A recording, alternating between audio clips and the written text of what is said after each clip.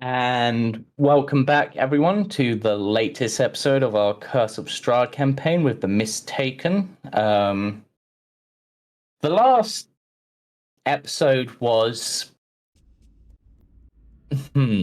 interesting, to put it plainly. The party traveled to the church, met Father Lucian Petrovich, the head of the church, discovered that some special bones had been stolen, which give the church protection. Found out who had stolen those bones and locked them in a coffin whilst they interrogated them, and then left them there. They then went to the coffin maker's shop, while some went downstairs through the front door. Some went upstairs through the windows and ran into 5 vampire spawn.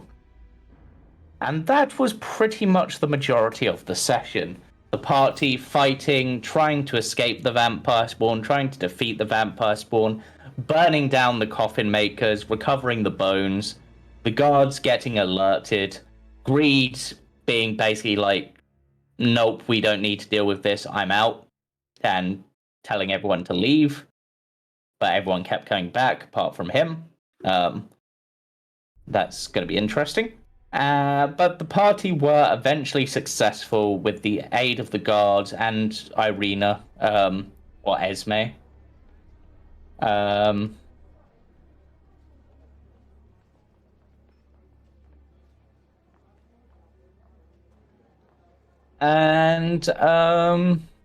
Yeah.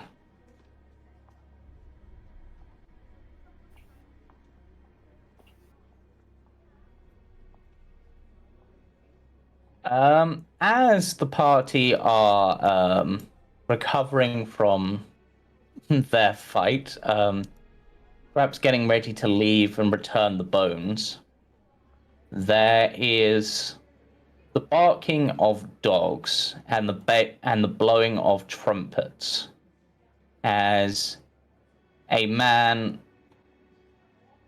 flanked by 2 large mastiffs, as well as a large bull-headed man, have walked towards the party. And if I can find the actual handout for this guy, what is his handout? I know he's got one.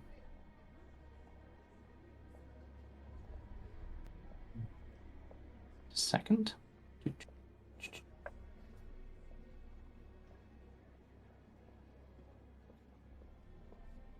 Ah, this will do.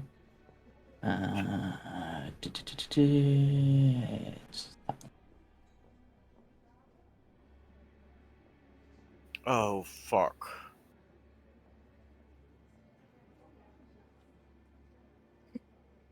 The doggo. Yeah, that's a good doggo. I'm not sure what's uglier, the owners of the dog. I'm not turning it into a cat at this point. Guards, explain what has gone on here. And as for you, misfit bunch, you wait there. I will deal with you shortly once I've heard the guard's report.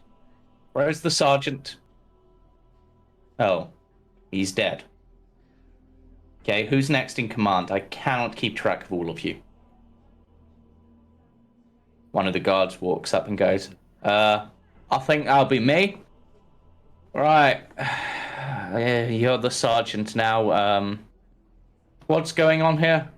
Well, you see, your burgomastership, your baronship, your lordship,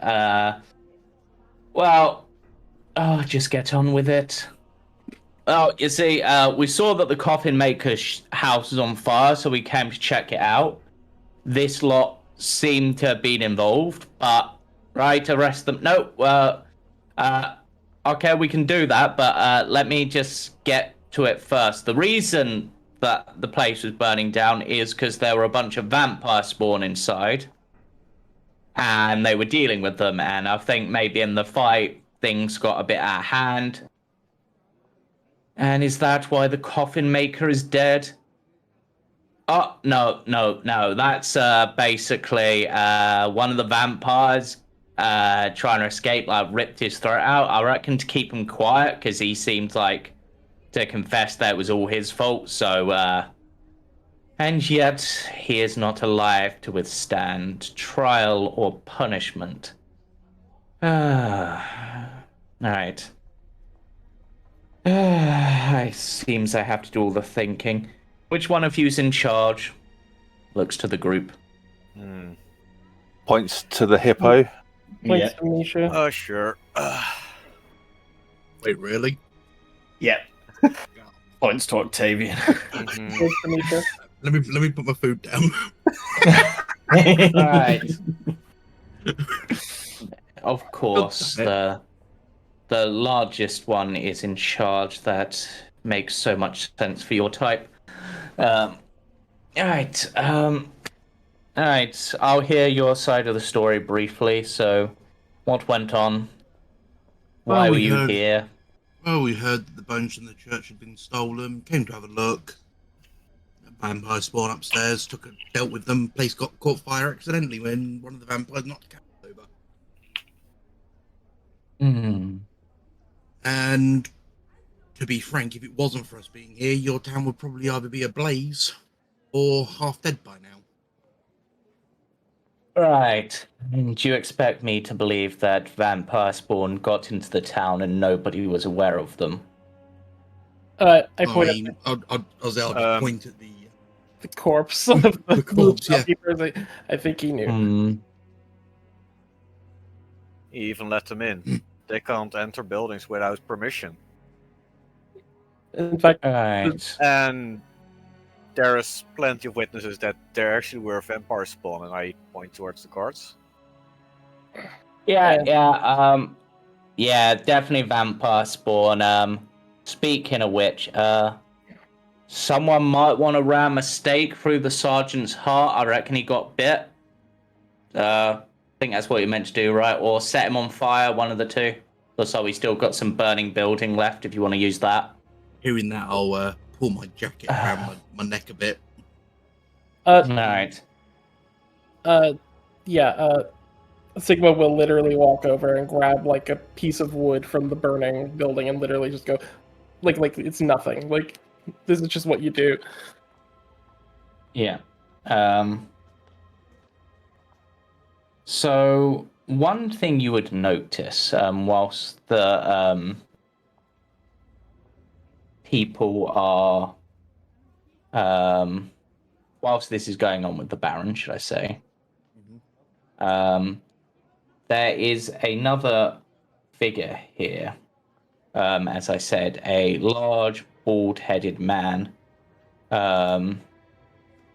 I only really have this to show, I think.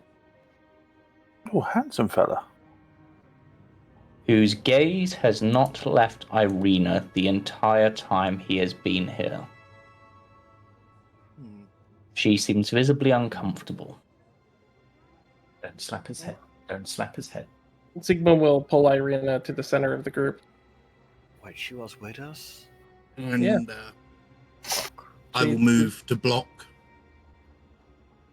Not so it's obviously, but I'll sort of shift across to block his view.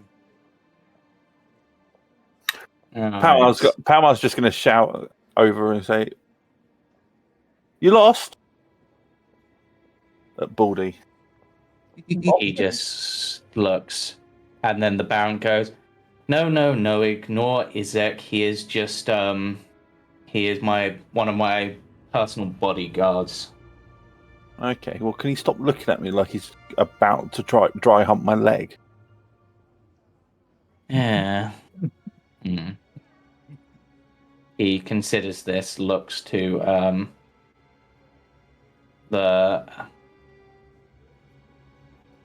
Hizek, and it's like, Hizek, show some manners. They might be an odd bunch, but it seems they have done a hero's duty.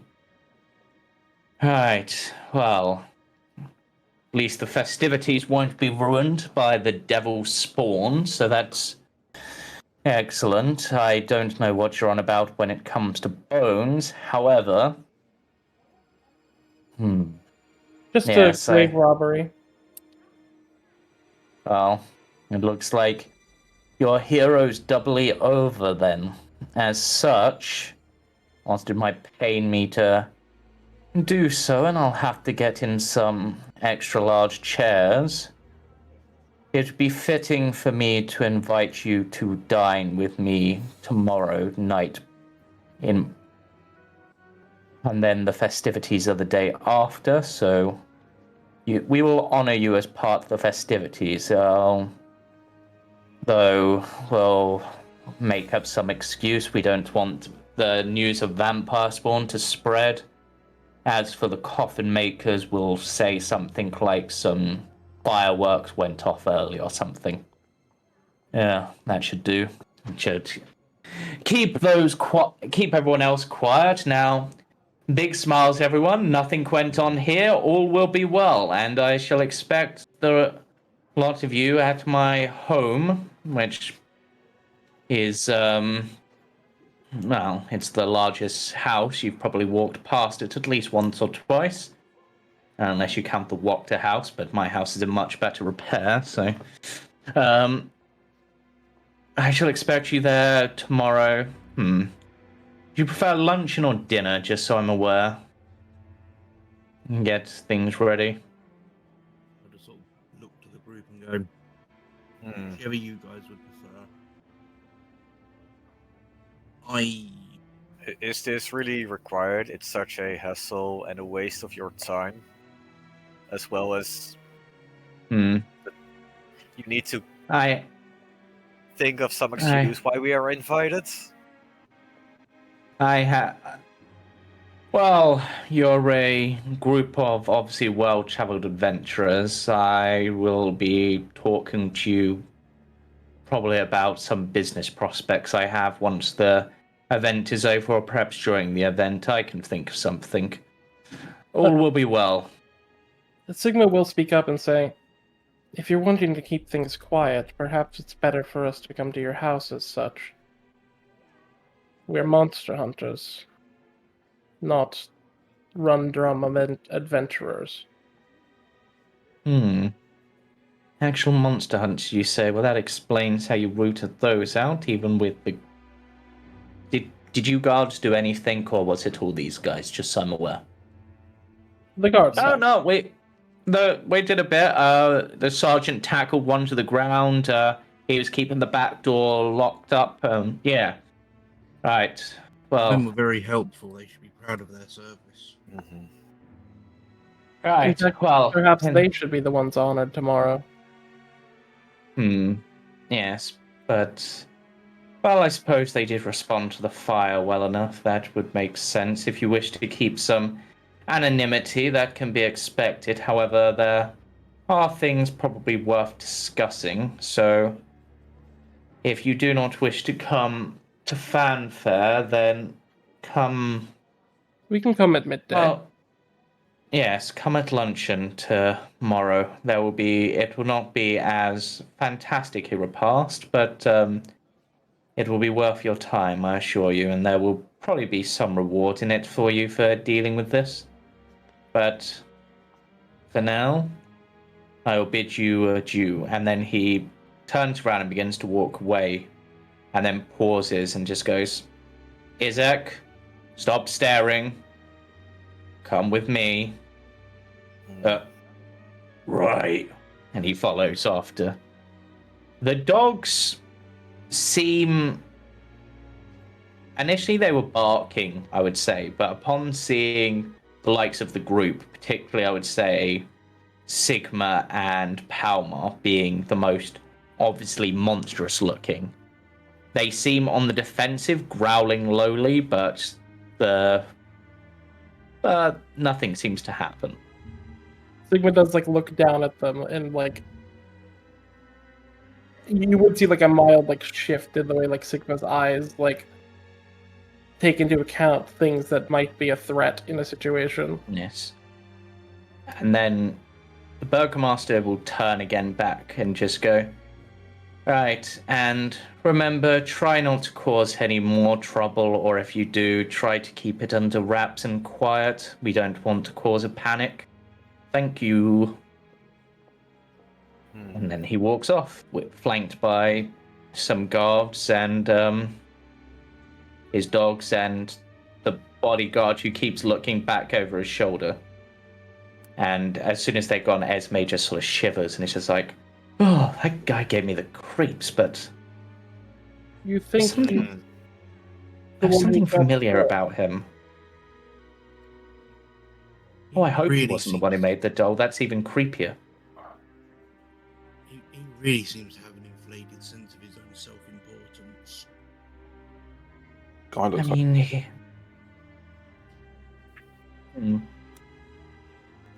What was that, Palmar?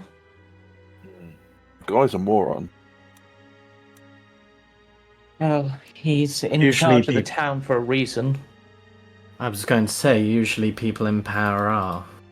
That's why you have advisors. I'm sorry, Greed. I thought you walked away. Well, I said I was on the outskirts because I turned around Yeah. because Palmar wasn't following.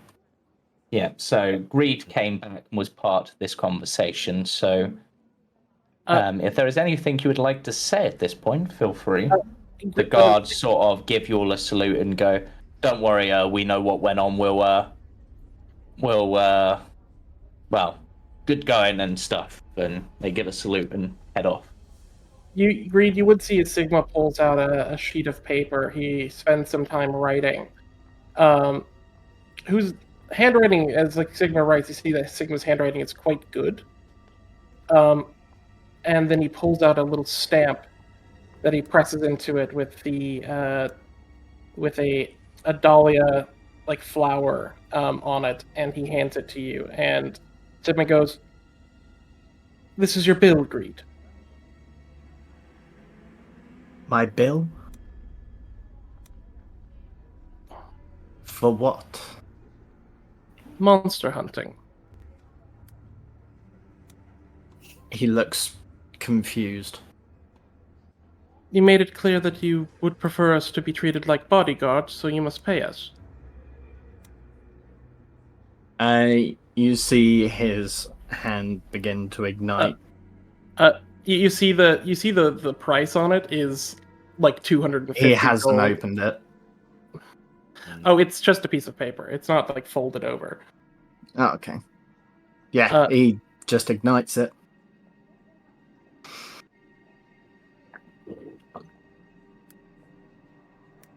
I'm unclear on the games that you're trying to play. However, I didn't quite understand what part of monster hunting got you involved of not only putting your own life at risk, because of course it must be a tough business, and I'm sure the mortality rate is quite high amongst your ranks. However, I wouldn't have thought putting the rest of your compatriots in danger as well was part of the job. No. I'd much rather you keep your business to yourself and you leave me and my assets out of it.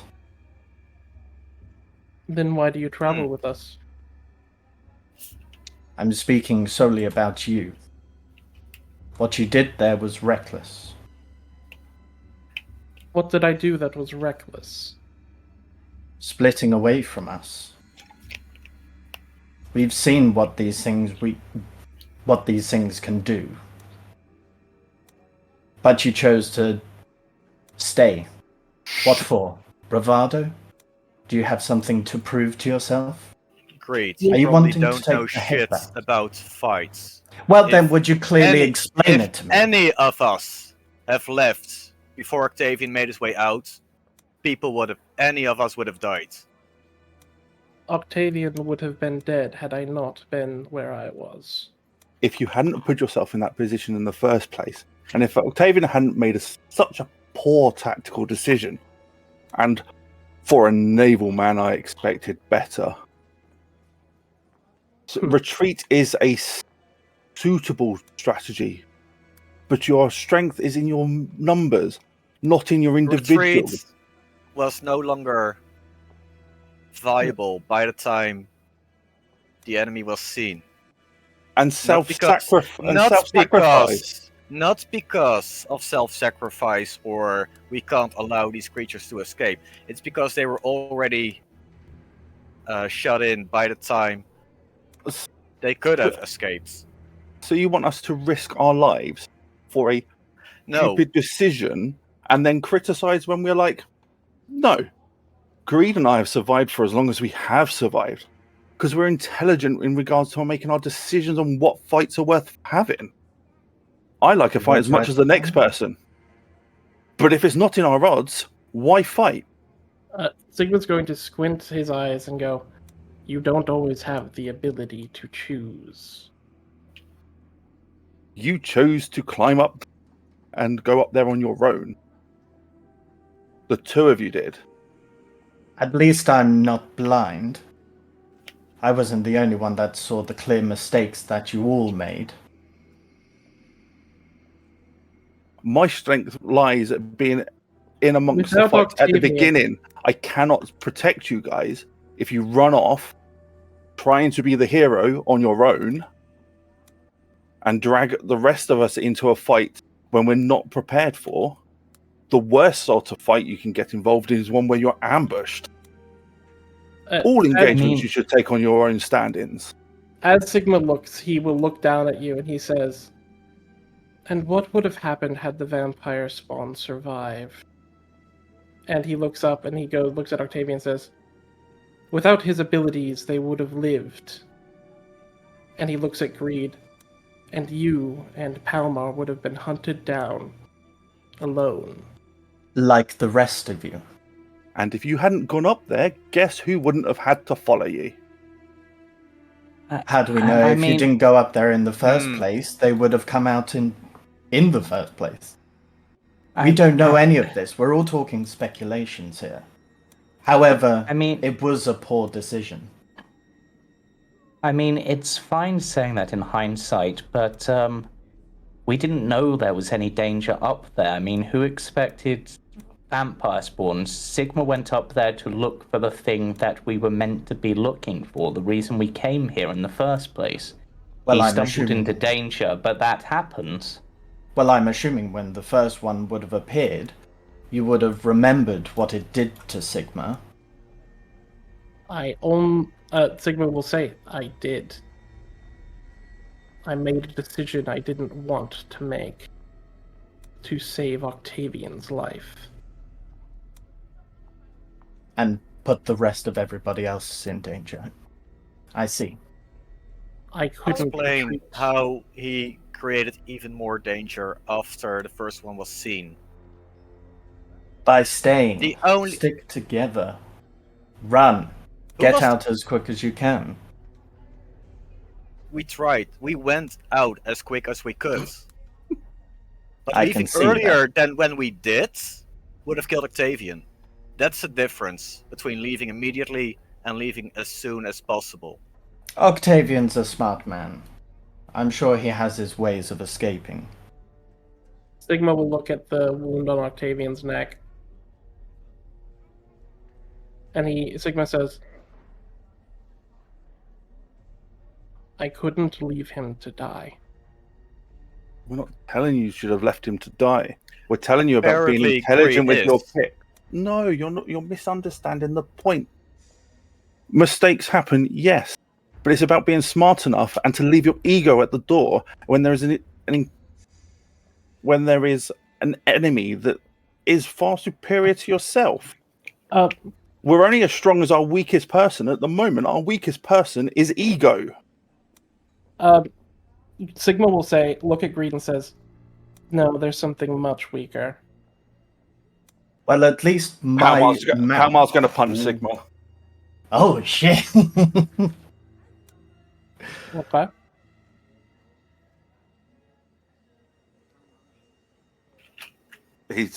Palmar sees that as a direct threat. So do you want me to roll anything, DM? I guess. Roll an attack roll. We shall see. I think 16 misses, right? It does. Mhm. It's fine. So at this point, Esme's gonna step in again. It's like, listen, there's no use being around, like, fighting this out. Like, mistakes happened, we learn from them, but arguing about it and saying who was right and who was wrong. I mean, Palmar, Greed, none of us were even up there to know exactly how that went down. Maybe they didn't have an opportunity to run after the first one appeared. I mean, it's not like there was a lot of space. If all of them popped out at once, they wouldn't have had any chance to run. The fact that there were people, vampire spawns up there, is not the issue. It's the fact that they were up there on their own. And they weren't going up there looking for a fight. They were going up there scouting and looking for the thing that we came because they wanted to get it without alerting the guy downstairs. But we could have all gone together the same way as the rest of us got upstairs. If you have such an issue about them going upstairs, why didn't you voice that opinion before they even went there? Because there was a discussion before they went up. But before there was the even consensus, yes, before we didn't know there were vampire spawns, before we didn't even realize there were actually monsters in this building. But it's not the first time that he's just gone off on his own.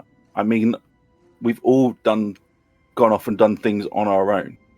The issue is, none of us, and I mean none of us, are working as a team. That is the point we're trying to get at.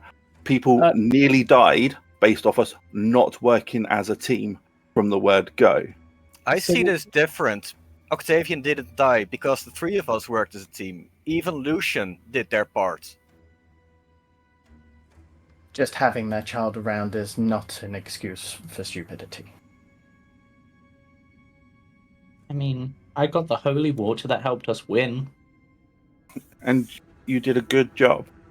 And we're grateful for that. And as annoying as you are, we are grateful. And I am grateful. Because that would have been a lot worse had you not done that. However, you also didn't climb up through a window. Just because it might be a good idea to get some eyes ahead. If we had gone upstairs all together, that situation wouldn't have been a problem. I would have been able to help you. Sigma will look and say, in that armor, can you climb? I can climb a flight of stairs perfectly acceptably. But Esme again is, but the point was to try to get in without the guy downstairs knowing. If you took the stairs, he'd know we were there. You were the distraction whilst they went upstairs. I mean, that's a perfectly acceptable strategy, at least from what I've read. I mean, I suppose we could have scouted things out better, maybe, but... Who would have done the scouting? Me. I mean... I could have scouted. Anyone could have scouted. You don't have to be the first person up there. Christ, we could have scouted without even leaving the perimeter of the building. I mean, there is no way we would have known from outside there were vampire spawn in that building. No way. And that's not the issue. It is, because the work with the presence of the vampire spawns is what created the issue. No, what created the issue was the separation. The cause and the effect. The cause was we were split up. Therefore, the effect was that we weren't effective as a group. I'm done. There is no use talking to you. You are not part of a group. That is clear. Me, Misha, and Octavian clearly didn't split up. Yes, you did. Misha, which way did you enter the building? And as soon as you... Misha, which way did you enter the building?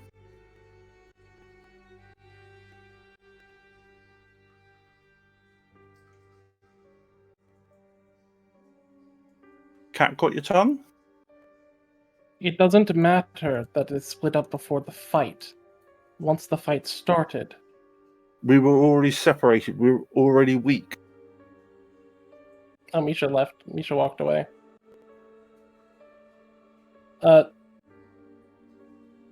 Sigma's just going to turn towards and start trying to... If Octavian's still injured, he's... Oh wait, I can't heal you because our hit points problem. Okay, yeah. It's necrotic, so it's... Sigma's going to look at Octavian and say, let's get these bones where they need to go.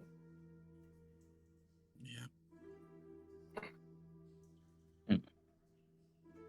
And Smash just like looks confused and sort of worried.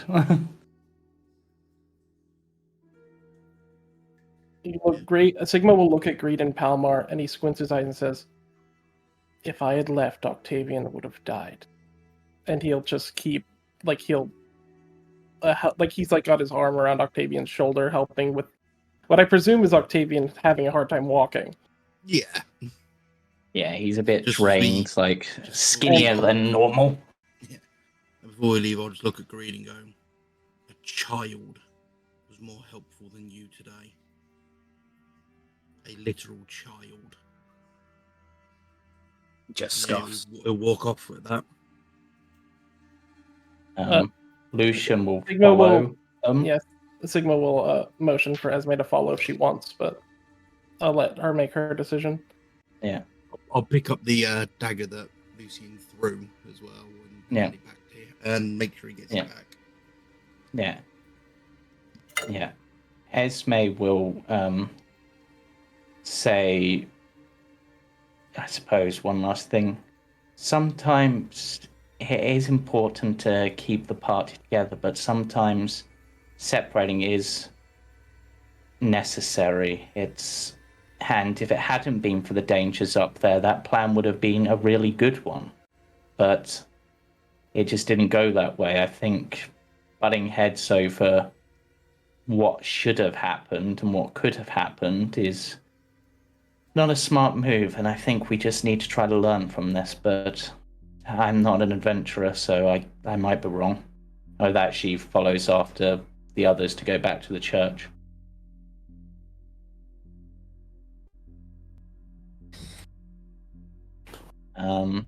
Reed and Palmar, what are you doing? Looks like it's just the two of us. Who did we just lose? Oh, we lost. Casper had to... Misha. Casper had to go. Cool. Yeah. To be clear, I'm not upset with you as players. Oh, no, not at all. No, I love this kind of stuff.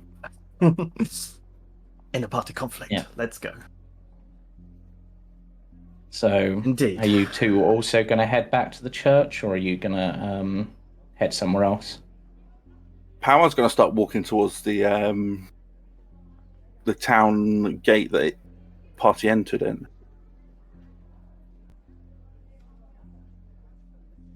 Okay. Palmar, what's the plan?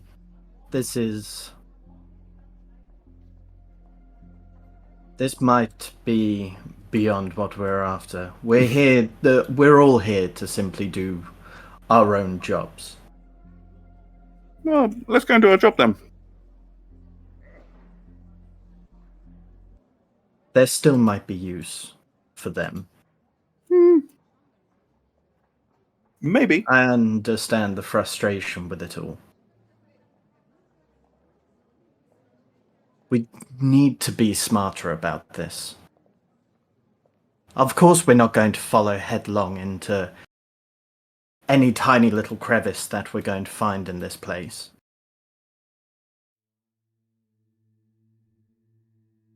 But how to do it? Easy.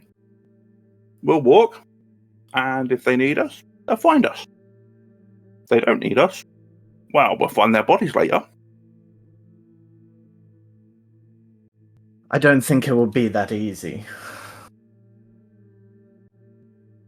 They're as stubborn as the people that I got you from.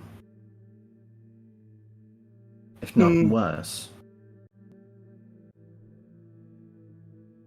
We've handled worse. We're fine. Let's go and blow off some steam. Let's go for a walk. Let's see what happens. Fine. But we're coming back to this town. Hmm. Let's just leave. Yeah, we've got lodgers tomorrow. Leave them to cool off, and we'll be back. Let's hope they don't get themselves into more trouble. I'm sure we'll hear about it. Okay. So as you two head towards the gate, you can see the guards sort of milling about nearby. Or some guards, at least.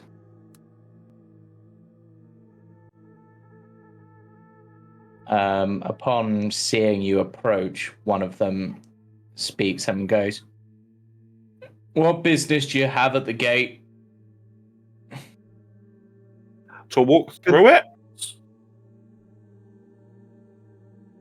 Am I missing something? Agreed. Way to put it. We're just taking a stroll. We have a meeting with the Burgomaster, and we'd like to clear our heads before. Well, it's interesting you bring up the Burgomaster. By his order, nobody is allowed to leave before the festivities Oh, of the Blazing Sun. Fantastic. Once that is over, you are free to come and go as you please. If you have his express permission, I think he gives like a note, the wolf hunters have them, then you can leave. Until then, yeah. Well, there goes that. However, I've got. How do people get boxes into this shithole? I'll just kind of like elbow him. Sorry, it's a common phrase back where we're from. And just raise an eyebrow, but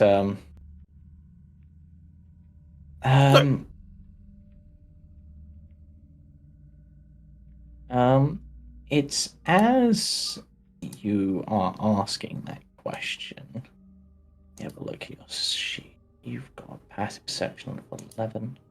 I'm not gonna fucking see shit. You've got a passive perception of 13, which should be enough. Yes, I think.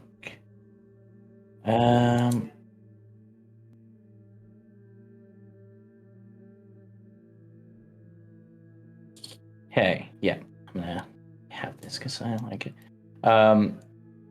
You notice a figure, like sort of hiding behind some of the buildings, seemingly watching the pair of you greed. I see who? You see a figure, not someone you recognize. I'll just turn to look. They look. Do I recognize them at all? They look like this. Oh, he looks out of place. I'll just call over to him. Can I help you? You can paint a portrait. It would last longer. He goes, right, he beckons you, just sort of looks at the guards and then beckons you over to him. I'll look up at Palmar, just raise an eyebrow. I'll nod. Okay. Yeah, I'll walk over to him. Hi, and nice to meet you. The pleasure. And who are you? My name is Ernst. I've been, well, my boss just asked me to keep an eye on strangers, and no offense, but other than those other guys you were with, you seemed the strangest lot I've seen in a while. But I didn't want to follow them because there was lots of them and they seemed quite scary, whereas you seem reasonable.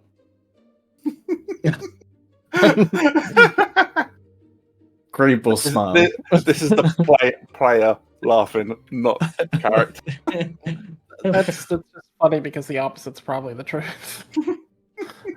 Yeah, but from what they've seen, the idea of there's a fight going on, keep your distance seems like the smart play, and perhaps they were swayed by your arguments over the others.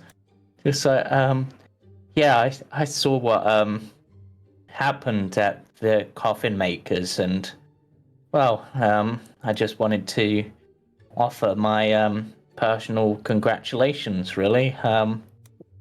Yeah, and just Congratulations is an odd way to put it. I'm sorry, I mean, you survived, and you won. That is one way to put it, I guess. And your business here is? I was just keeping an eye on you and seeing if you had permission to leave town or not. Because if so, my boss might have work for you in the future. But if you don't, then she still might have work for you in town. I mean, they might have work for you in town. And who exactly is your boss? I can't say, I'm afraid. That's part of what they pay for me to keep it secret. Palmar's going to flex his, stretch out his hands and knuckles, as they press him against, sort of crack him. He sort of stares and just roll me an intimidation check. And you can use strength rather than charisma. Yes. Nice. Mm-hmm.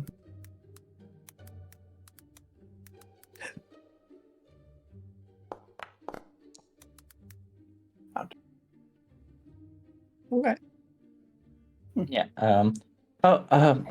Okay. I work for Lady Wachter. She's one of the richest people in town. She pays me to, as I said, keep an eye on strangers who might have potential to be hired in the future. She pays well. Lady Wachter, you guys met the session I wasn't here, didn't you? Yes. So you would be aware of them. Did we? I don't remember the name. Palmar, you escorted the two boys back to the house and the lady of the house. Oh, okay, yeah, I didn't. So it's good. Palmar didn't catch, so that's fine. Yeah. In that case, I believe that some of my, he hesitates, compatriots met your master, mistress, yesterday, I believe. We're aware of the name. I think they did. They escorted her sons home after they got rascally drunk. And what business would she have if we're able to leave the city walls? Well, that's a bit above my pay grade, but I'd imagine gathering information, finding relics, maybe dealing with the Vistani camp down south. Dealing with in one way or another, I'm not really sure. But yeah. Well, I'm sure we'd be able to help out as much as we can. Well, if the pay is good, of course. Yeah, I'll let her know you're interested, and you guys are staying at the Blue Water Inn, right? We are indeed, yes. Well, if she needs you, you'll probably get, probably be me. I'll deliver a letter to you there, or come get you, and then Very well. I'll make sure that everyone is expecting that. Right. Right. Am I okay to go? I think I've got what I need. He'll just take a step aside and gesture forward. Yeah. Yeah. And pleasure to meet you. Head off. Pleasure to meet you too, and just immediately dart down like the nearest side alley and be gone, essentially.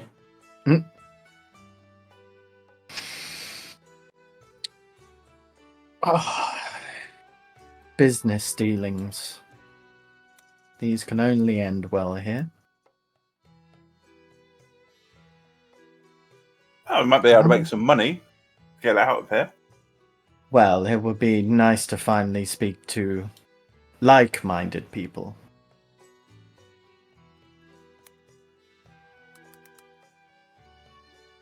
Probably find out how those crates got in. City.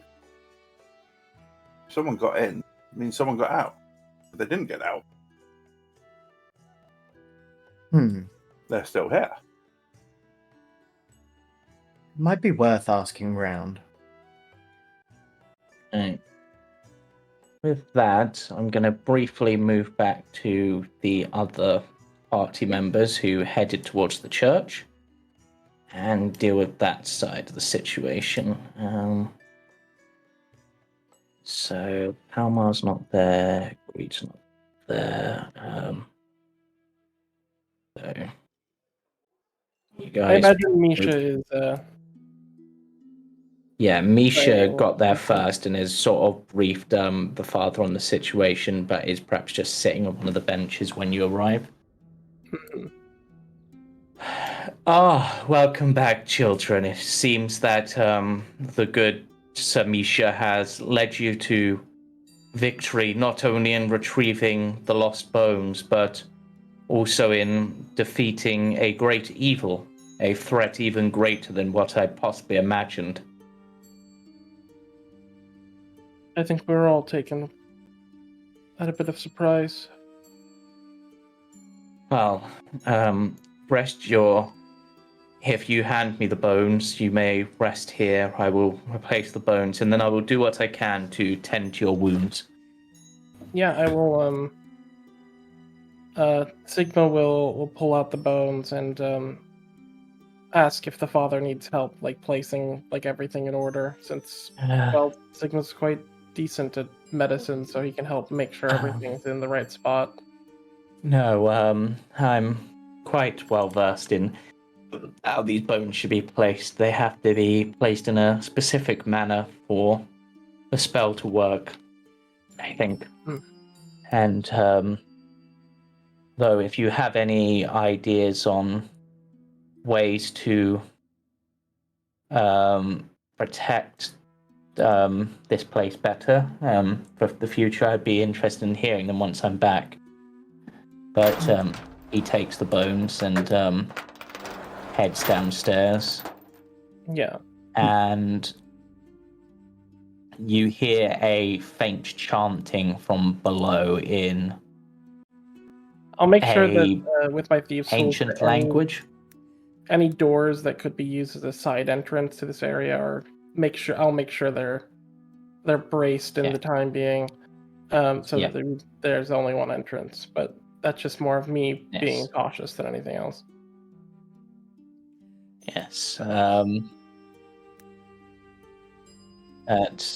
It's probably. I'll make sure that Mr. Coffin Man also gets out. I'll go if he's not out. I'll go like yank the nail. Oh, he's out by now. He's I assume he looks frazzled and frustrated off to the side somewhere. Yeah, he because I'm pretty sure you took his shovel as well. No, I left it there. I just looked at it. I didn't take it. But yeah, he's sort of digging a hole if you go outside. I presume he looks like he's been chewed out by the priest. Yes, he looks very frustrated, but also slightly ashamed. So he looks like he's kind of trying to make up for what happened, in a manner of speaking. Yeah. Okay. Yeah. Lucian and the little girl who are here begin playing whilst waiting. I presume Lucian is telling his version of the tale, basically. Yeah. Let's see how well the one. He's not great at telling the story. He keeps forgetting points and then being, oh hey, I forgot about this bit. This is when this happened. And his descriptions are a bit lackluster. Oh, that's fine. you just hear like a crash as Octavian sort of falls onto the church pew and it just collapses under him. He just drained and has very little energy. But yeah. Sigma will like pull off your coat, and he does start applying like bandages and things. Even though it isn't like a help, but he is just trying to make sure the wounds don't get infected and whatnot.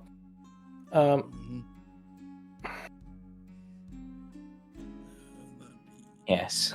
It's about, I would say, about 11 minutes later that the father walks out, and as he does and places his hand upon the altar, you all feel how to describe this. I presume I feel a vague like burning sensation in the back of my throat, to be honest. Yes, for you it's a bit of an odd one, because do you technically classify as undead as a reborn? Technically no, but I'm undead-like, so you can kind of get into the. So for you, it's a sense of, I would say, not necessarily being welcome. Like almost like the place is trying to tell you to leave. Mm-hmm. For the others, it's almost a sense of sort of like warmth. Like this place has become almost like a feeling of home, almost, and safety. But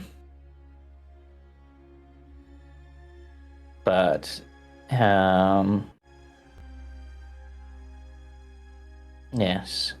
And there is the light in here changes and it becomes a brighter light. Is it like if the sunlight passing through the stained glass like actively becomes normal sunlight again? Almost? Almost, yes. Right.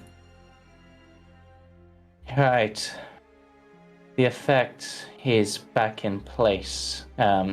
It's still not back to full strength, but in time it will be. At least this place should be safe from undead and the like for the time being. And he will walk over to Octavian, who looks the worst off. He is very weakly sort of says, "Sorry about the pew, Father." It is fine. It can be repaired. I would sacrifice 1,000,000 pews if it meant even one more life could be spared. I need to rest.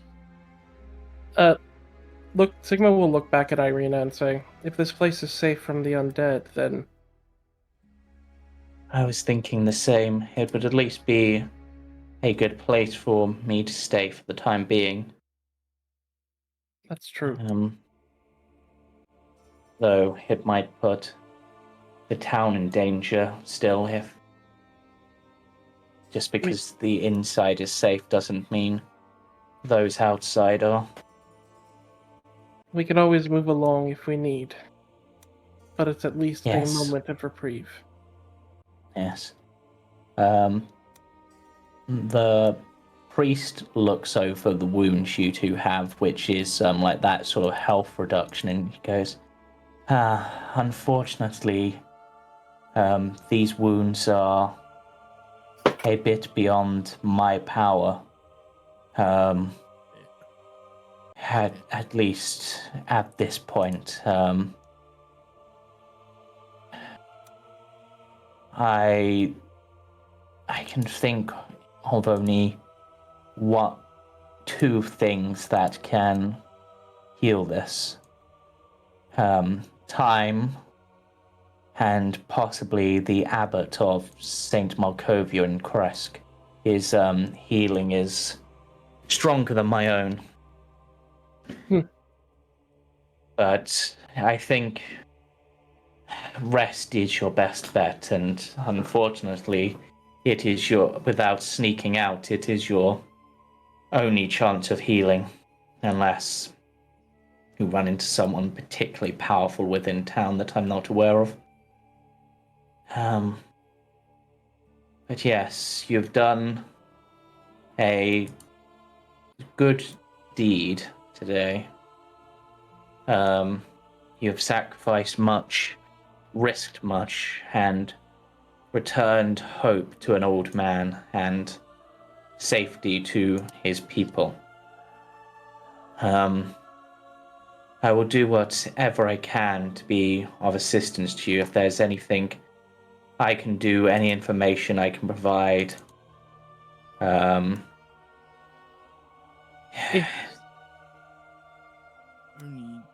information I require, I'll just sort of point at the sort of big old bite wound and go, this isn't gonna, change me, is it? No.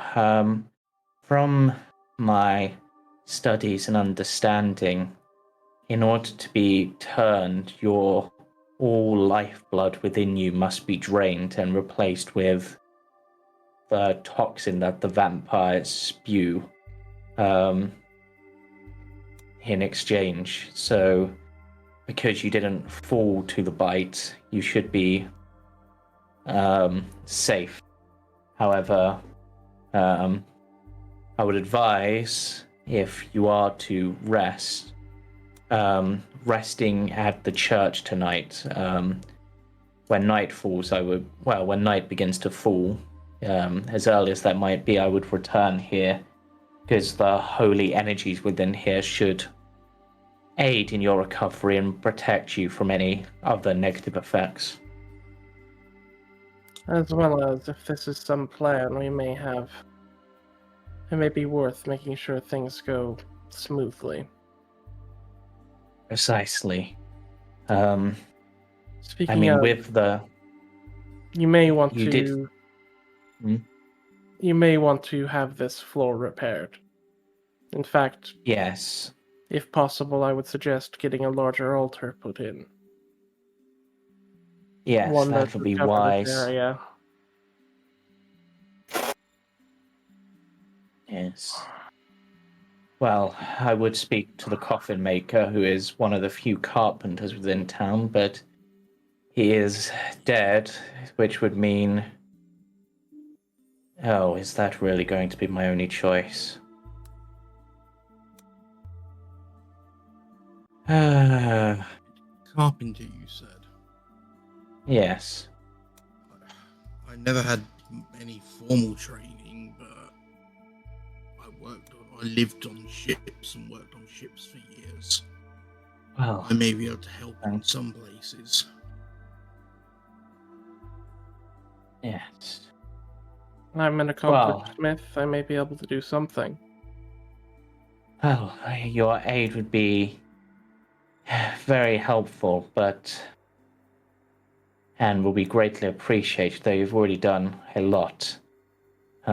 He sort of considers things, then walks over to the altar and scribbles a note and just sort of sighs and goes, I can't believe I'm going to do this, but if you get the chance, would you mind delivering this to Blinsky for me? Of course, I need to go and collect some things from him after the festival. Yes. You can always stop by. Yes. Is there anything you wish to know about the town or its surroundings, or I'll be honest with you, Father, I'm probably going to just end up falling asleep here at this moment in time. No, it's but still... any information you can give would be welcome. Perhaps hold the knowledge for now. If that is what you wish, but yes. And stay safe within the walls as much as you can. Of course, of course. I believe you did have a run-in with the Burgomaster, though, correct? Yes, he was curious. As we had already retrieved them, we saw no need to hide our reasoning, as well as we had no mention of the supernatural nature. He knew that bones were stolen, and that's it. Could have That been is from any grave. understandable. I mean, well, if you have any further dealings with him, remember to keep a smile on your face and try to keep a positive outlook. And don't badmouth him in any way. He can be quite tetchy. Understood. Has his bodyguard always been a creepy little shit? Excuse the language. Oh, Izek. Has he always been Yes. that creepy? Well, what can I tell you about Izek, apart from that, well, he is known for having a history of violence, and it is known that fear of him is what keeps the Baron's enemies at bay. He is quite a dangerous fellow. I'll keep my blade sharpened in case things go wrong. Yes. He lost his arm to wolves and also his sister. So, well, his sister supposedly ran and hid, but nobody's ever seen her since. He lost his arm to his sister? How long did he lose his That's sister? what I heard. How long ago did he lose his sister? It was when they were children, so it was a while ago. Kept staring at our friend here, and I'll sort of nod over to Irina. yeah. Well, Very creepily. I'm not sure why that would be. I mean, without wishing to sound odd, at least in terms of the townsfolk, you would be seen as a woman of a rare beauty and strength that is rarely seen. Also, it is known sometimes that those born without a soul can be drawn to those with one. That's the second time that's been said. Is that a common affliction in this place? He thinks how to explain this, because this actually is important information. It's not that bit. Is chapter 2.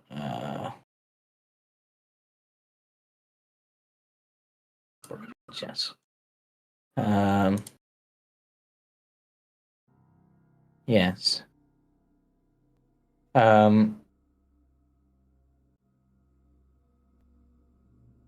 He thinks on this. I do not know the full truth of it, but with the likes of Izek, it is certainly something that can be is believable.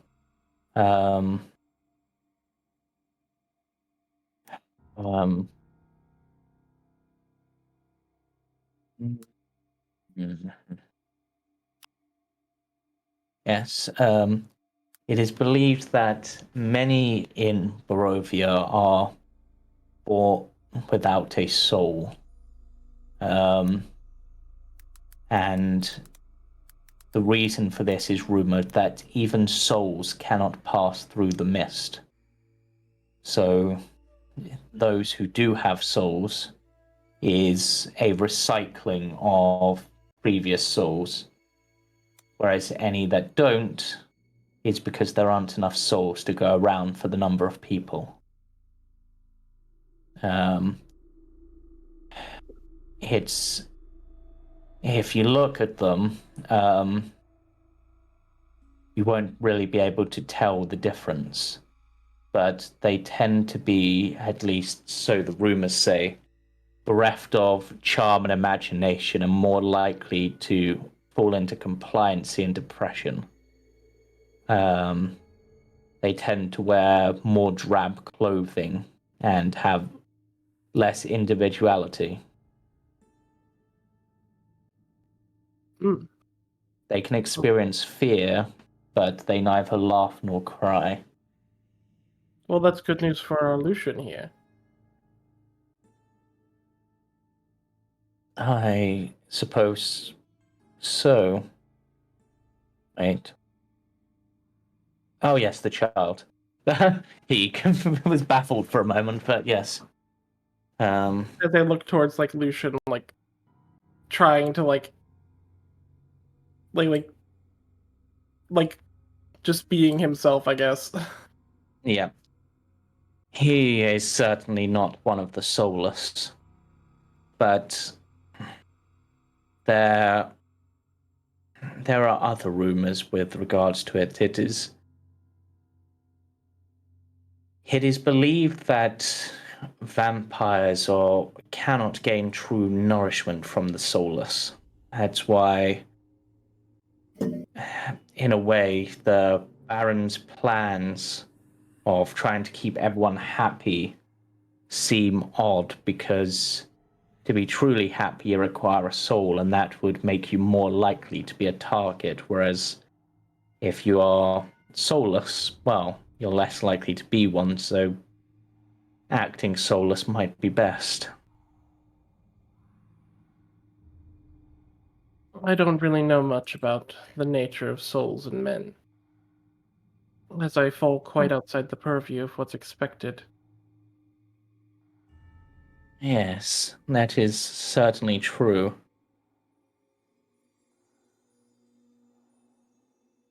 But I can see a bit of nobility in the action. The question is, of course, as you say, is it noble or is it something else? Well, the Lady Wachter would certainly believe that the Baron is worse than the devil. Why does she believe that?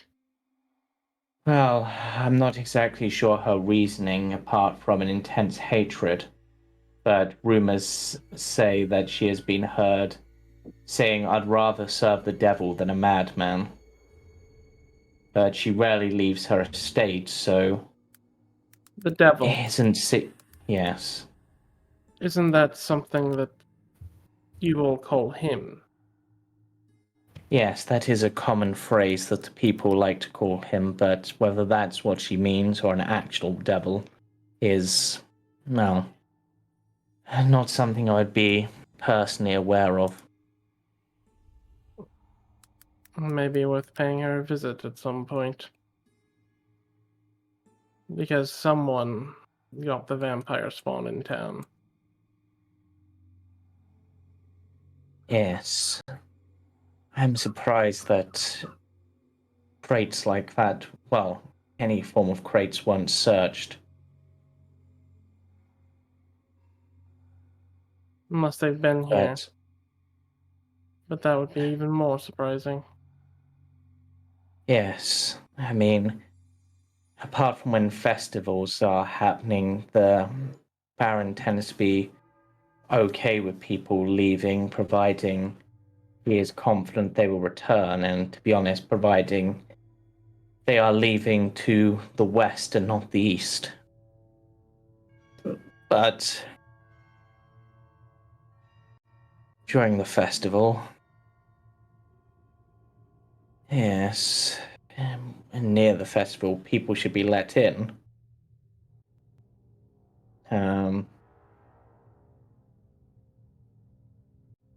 Yes, it would be interesting. Mm.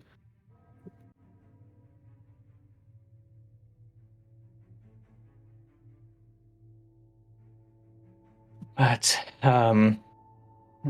for now, I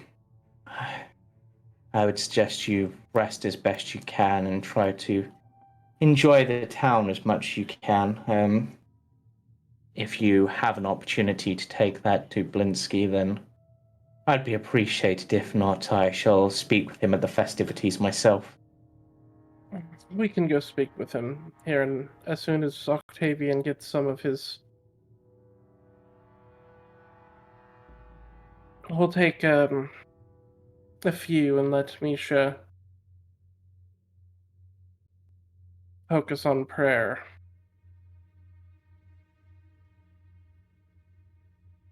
Yes. I really want to go to Blinsky's. Well, No, you're not allowed to have fun. No, I want to go to Blinsky's. Well, whilst these guys are resting, I will actually move back to you guys. No, not that map. I've lost my... What? You mind if I treat that as a short rest? Yeah, you can have a short rest. Feel free. So whilst that's going on, Greed and Palmar, where are you going next? You do have the option of going to Blinsky's if you wish to go to Blinsky's. You also can go back to the inn. You can check out the stockyard that's nearby. The guards that are patrolling around, are they pairs on their own? There tends to be you have actual answer for that. So there are two guards who stand by the gate. They are armed with pikes. And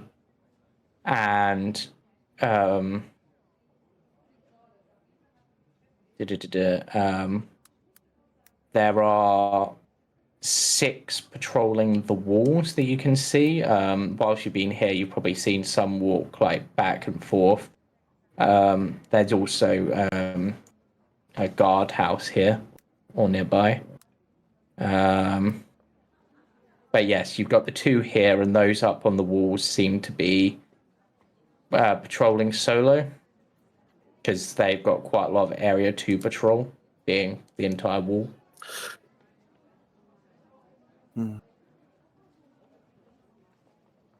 Yes. Yes, I do, Woody.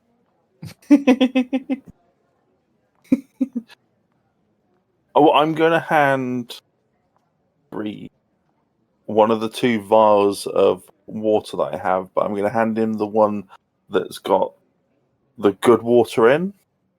Yeah. What is this? It's just water. There's nothing special about it. And then I show him the other one. I said, this, however, came from the well. Something weird about the water here. And no one's... it's weird. So, should we get the opportunity, we might be able to have some fun here. What are you scheming? I want to know who tainted the water. The guards are anxious, rude, borderline bullies. The wannabe mayor is clearly just a bully. And let's not talk about that dickhead that hit me. I'm still upset about that. He's a bully. Yes, I can imagine you're quite upset.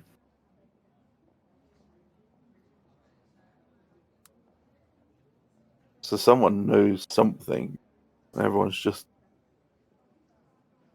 hiding. Well, perhaps we should ask one of the guards. I'm sure there's ways of persuasion. That becomes more your forte than mine. I can do broken limbs. Yes, perhaps keep that one to yourself for a little while. But yeah, it might not be the best decision if we're going to go for lunch tomorrow. I think perhaps we keep that in our back pocket for now. But I'd be lying if I wouldn't say that I'm intrigued. I think perhaps he sighs. Perhaps we should go and reunite this party of ours. How long would you say we've been apart, DM? Maybe, I mean, it wouldn't take you that long to get from where you were to where you are. I mean, you're like, this map is clearly not accurate in terms of sizing, but yeah. Would you say less than an hour? Yes. Think so. Probably about around an hour, maybe.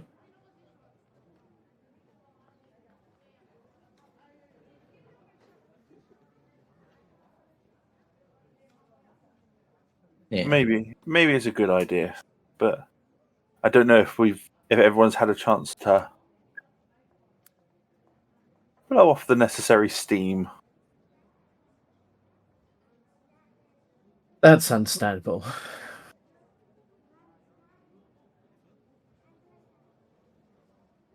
Although I don't think they'll fully understand our viewpoint on fights. Maybe we'll have to go against some of our better judgment sometime. Exactly. I mean, if keeping them... Let's be frank. They are useful and good people. Palmar looks Maybe I'm somewhat confused with that statement, given the mismatch of creatures that we are. Yeah. I need to start looking at them the same light that I saw you.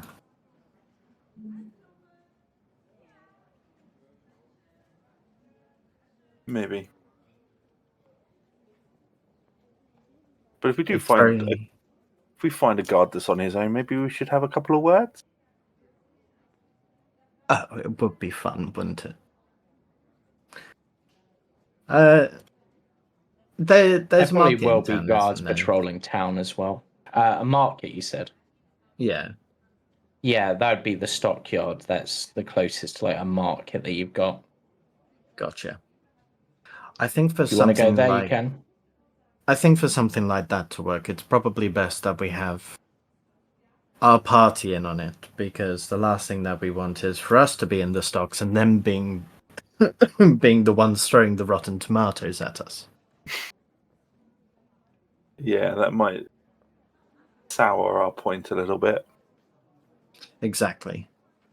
We need to play this smart. And especially if you're thinking what I'm thinking, we definitely want numbers.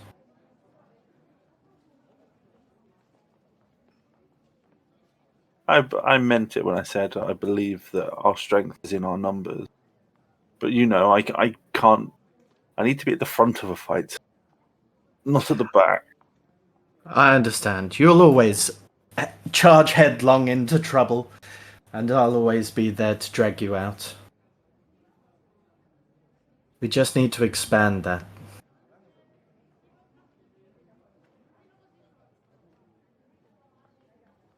I didn't mean it when I said they're just assets. Even that took me aback. And this is, I mean, you've had heart-to-hearts with Greed before, but this is probably like the first time where he has looked a little guilty, I guess, for a lack of a better term.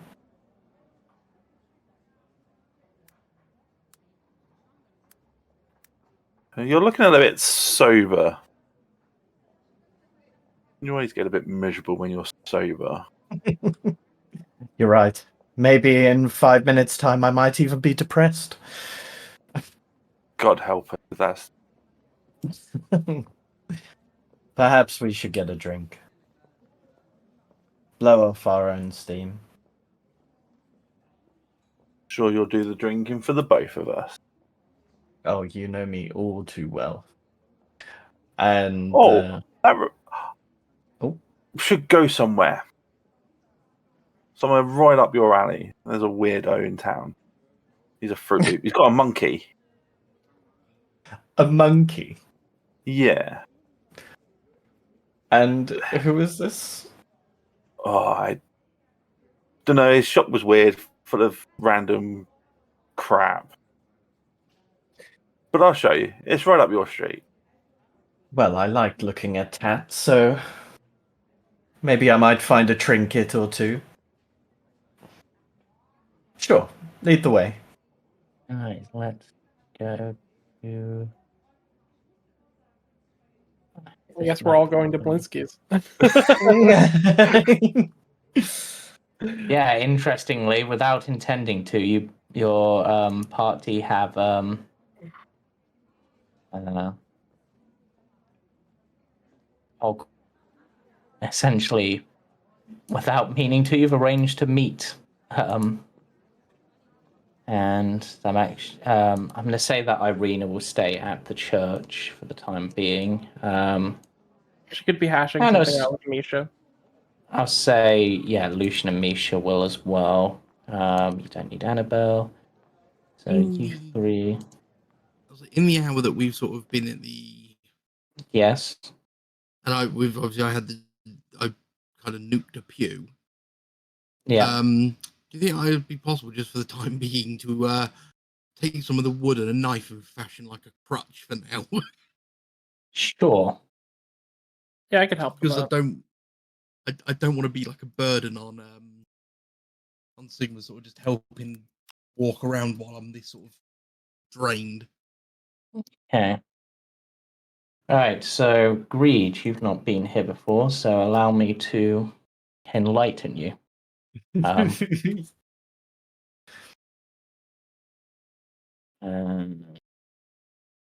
This cramped shop has a dark entrance portico above which hangs a wooden sign shaped like a rocking horse with a bee engraved on both sides. Flanking the entrance are two arched, lead-framed windows. Through the dirt glass you see jumbled displays of toys and hanging placards bearing the slogan, "Is no fun, is no Blinsky."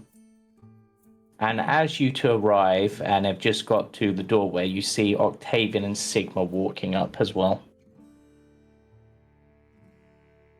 He'll just say under his breath, well, now's a better time than any. Hello, you two. Hearing you would see that Sigma's ears like perk up slightly, and even as Sigma like is trying to avoid your gaze, Sigma's very bad at hiding how he feels anyway. So you would see that Sigma seems genuinely happy that you guys seem okay. Yeah, even at the small time you were gone. And you'll notice Greed doesn't have the typical like big cocky grin. It's more of like a half-cocked smile.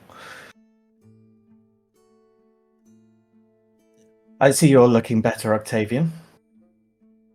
It sort of gestures with the makeshift crutch. It's helping. Octavian, I can help. He lost a lot of blood.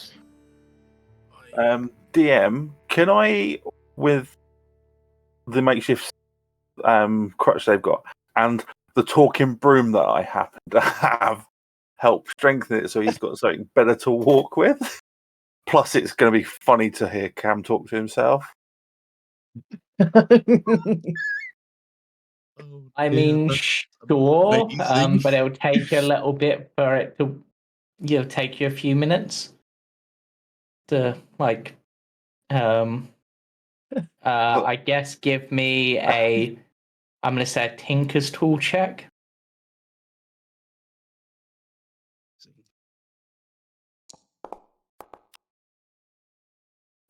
Bad. You managed to reinforce it a little bit, and yeah, it's and as Octavian puts to the ground for the first time, it just goes, "Well done, Palmar. Good job," in Greed's voice. Greed just slowly turns to Palmar. Doesn't say anything, he just scowls. Palmar will whisper to Octavian, if you need him to listen, just give it a kick. Octavian just sort of smiles and sort of thanks Palmar. Wow, you're heavy. Where are we going? With that, I give the broom a little kick. Oh! Good kick, Behave, Octavian. Fantastic. Octavian. I just Good look down and go, behave or I'll put more weight on you. Oh. I know how much Cam loves sentient items. And I'll just sort of hobble over. Ow. I noticed the bird. There's a Yep, bird. there is still a raven Yeah. watching you. I noticed the raven and I just sort of nod my head towards it. It seems to wink at you. Sigma will wait for Greed to open the door and head in, because this is his first time to Blinsky's. He will actually open the door for the rest of the party to walk in. Oh. Fuck me.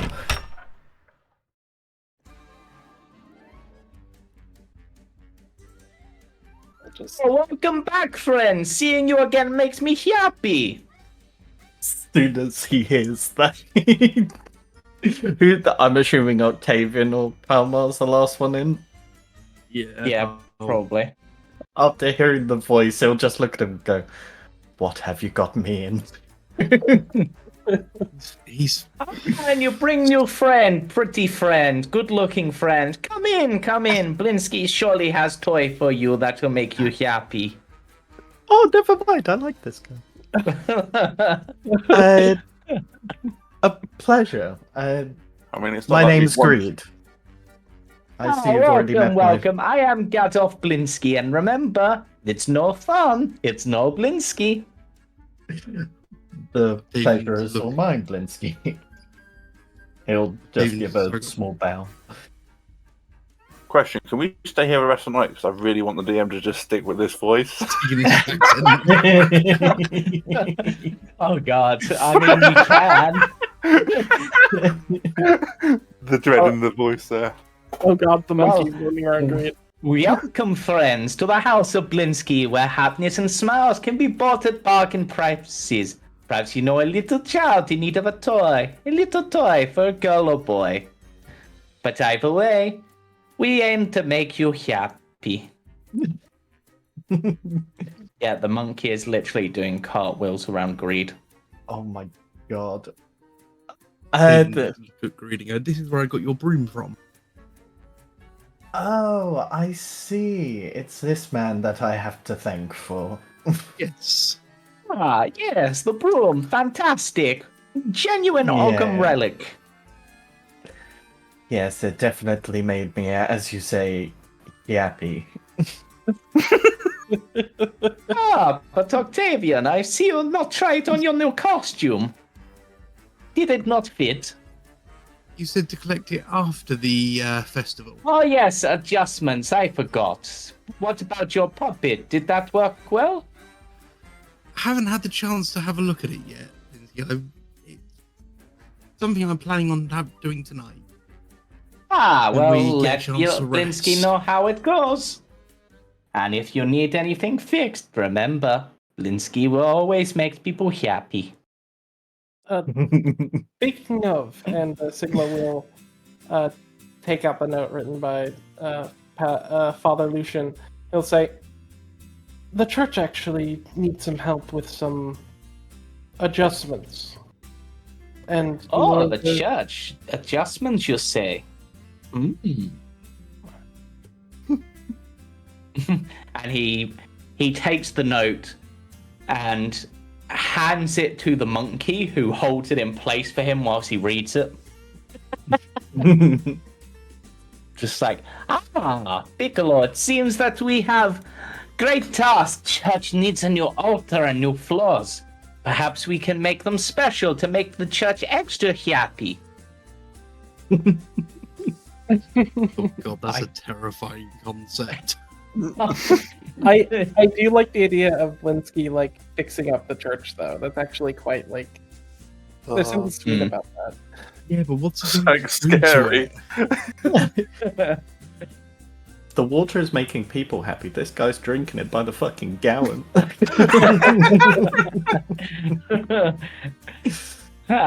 But yes, how may I be of assistance? I assume you did not, or did you just come for letter? Well, I mean, I would love to take a look around at the assortment of trinkets. They all just like go to the nearest table and we'll pick up the closest thing. Okay, let me Sigma will buy it my... for the girl at the church, by the way. Okay, knock off a couple of copper, I'll say.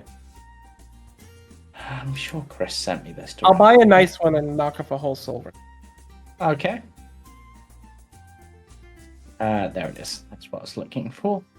Blinsky Extended. I get one with a real lace dress, I think, is what it is. There.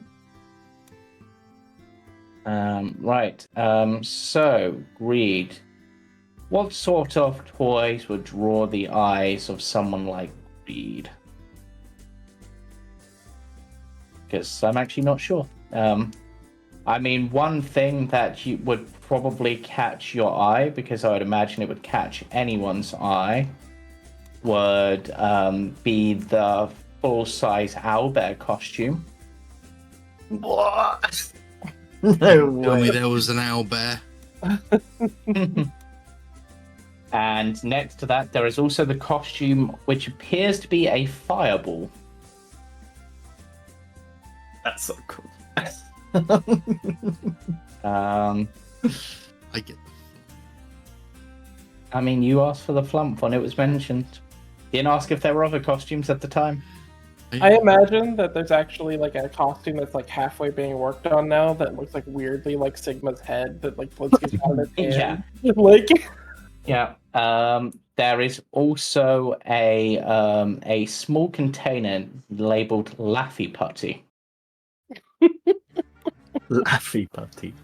Is that Laughtral Putty by any chance? Who knows? There is also 3 white stuffed unicorns, each small enough to fit in one's pocket. What? A 3 flour sack sized yellow bag, each containing 1,000 marbles. 5 pink corn cob smoking pipes. A small-sized green monkey with a sticky substance on its palms that allows it to be draped over one's body and hang on. Did you say monkey? Yes. I know what he's thinking. I know what he's thinking right now. Yep. A round blue ball the size of a small melon. When shaken and asked a question, a random sentence appears on the ball's surface. Oh my god, it's a magic 8. Yep. I'm not gonna lie, I'm so tempted to get one of the unicorns and like hang it from one of the cuffs on my horns. It's an option. Horrible. But yes, there is also some wooden creatures that you've not seen before, but you may have heard rumors. They are labeled dinosaurs. Oh, the mean. Is this how you unlock your other wild shapes? I'm gonna pick up the the dinosaur and say, Octavian, can you turn into one of these? I'm gonna go over and have a look at it. I don't know what it is, but it looks fantastic. I'll take it from Green, have a look, and go. I don't know what this is. Neither do I. It's interesting. What It's dinosaur is it, James? Roll me a d6. On Stegosaurus. Triceratops. Oh, Drake! It's like a big cow. It's a big cow, horns and a frill. Extra pointy cow. I guess more like a rhino, but Yeah. It reminds look you, up- Octavian, of a distant cousin. What, Gary? Honestly, if there's a GIF out there with a frill like that, that would make sense. Yeah. Those closest ancestors, the dolphin. I said distant, that's why I was saying rhino. Like Yeah, rhino, true, yeah. hippo, they're kind of similar. Both I'm big gonna and grey. I'm gonna hold it up to Blinsky and go, how much is this? Ah, one of the dinosaurs. Yes, that is 5 silver pieces. What other ones are there? I wanna have a look at them.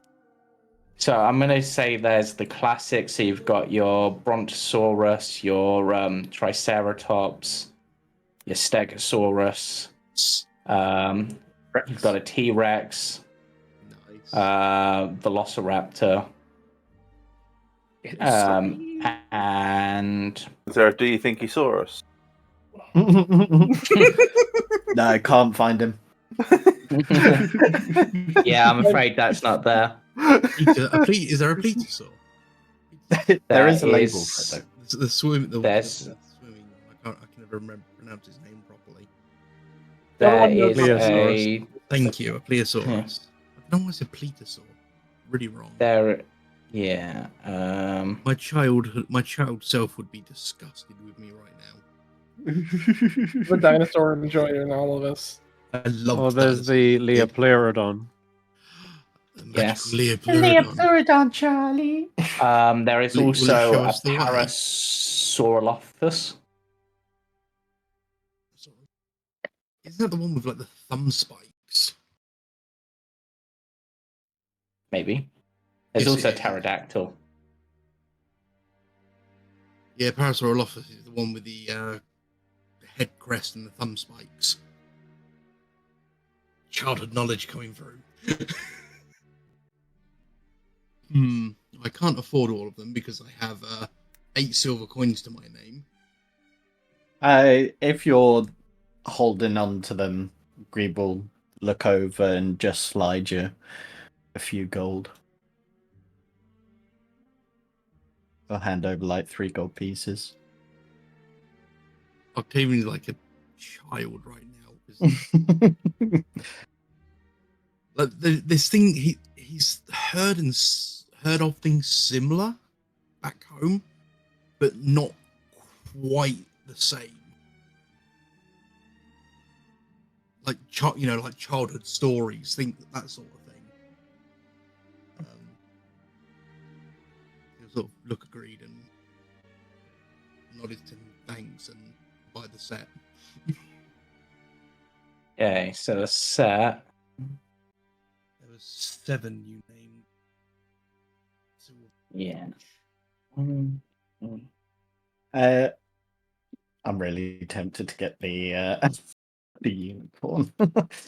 I like the unicorn. I think it's a good fit. I'll pick it up and I'll remove one of the cuffs from my horn. Oh, yeah. There's also several small glass boxes containing 27 small 6-sided dice of various colours. Oh, nice. Plenty of dice. Yeah. For those that are interested or paying attention, which is probably likely to only be Sigma at this point, Palmar is in his book scribbling, Of course he is. Oh no. I think Sigma is like stealthily over your shoulder, just like looking.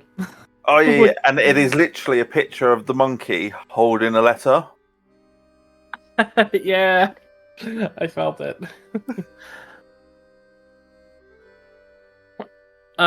Actually, I think Sigma would know about this. As Sigma will sort of like speak and just go to, with magic like yours, you could make a homunculus.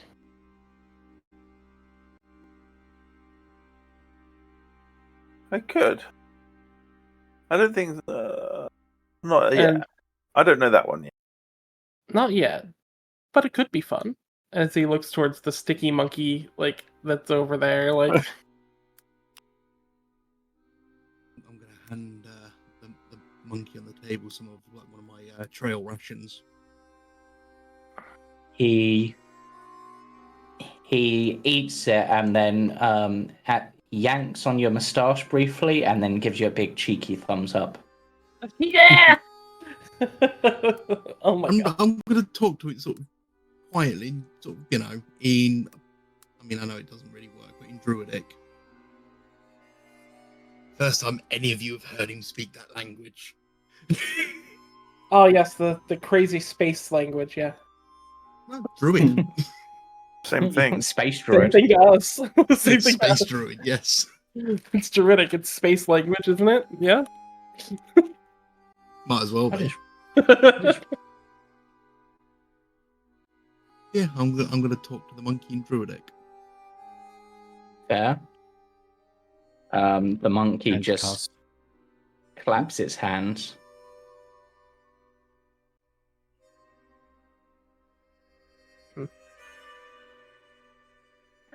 And that's just what it does. Just sort of claps its hands and goes. Sigma will reach into his smith's tools and pull out a little screw hook and hand it to Greed in case he wants to use it for the unicorn. A screw hook. Like a hook that has a screw that you could screw into something. Oh, okay. Yeah, that could work. Palmar, do you think you could attach this with like a little cute chain? Are we playing dress up again? Oh, you know how much I like to play dress up. It took us so long to do it last time. Well, what's one more time? Okay. And I'll put the unicorn on the counter. How much for this one?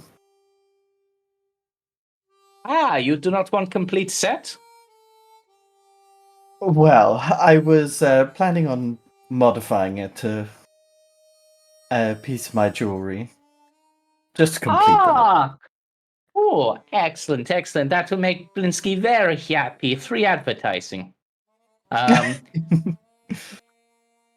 In which case, he sort of he juggles some balls about. One bonks down on his head, and he goes, 3 silver pieces. Perfect. I only have gold, so I'll slide over a gold piece. He stares at it for a moment, bites it to make sure, and then hands you back the silver that you need. Though strangely, you never see him take out the silver. You just see him bite the gold, and then suddenly he's handing you silver.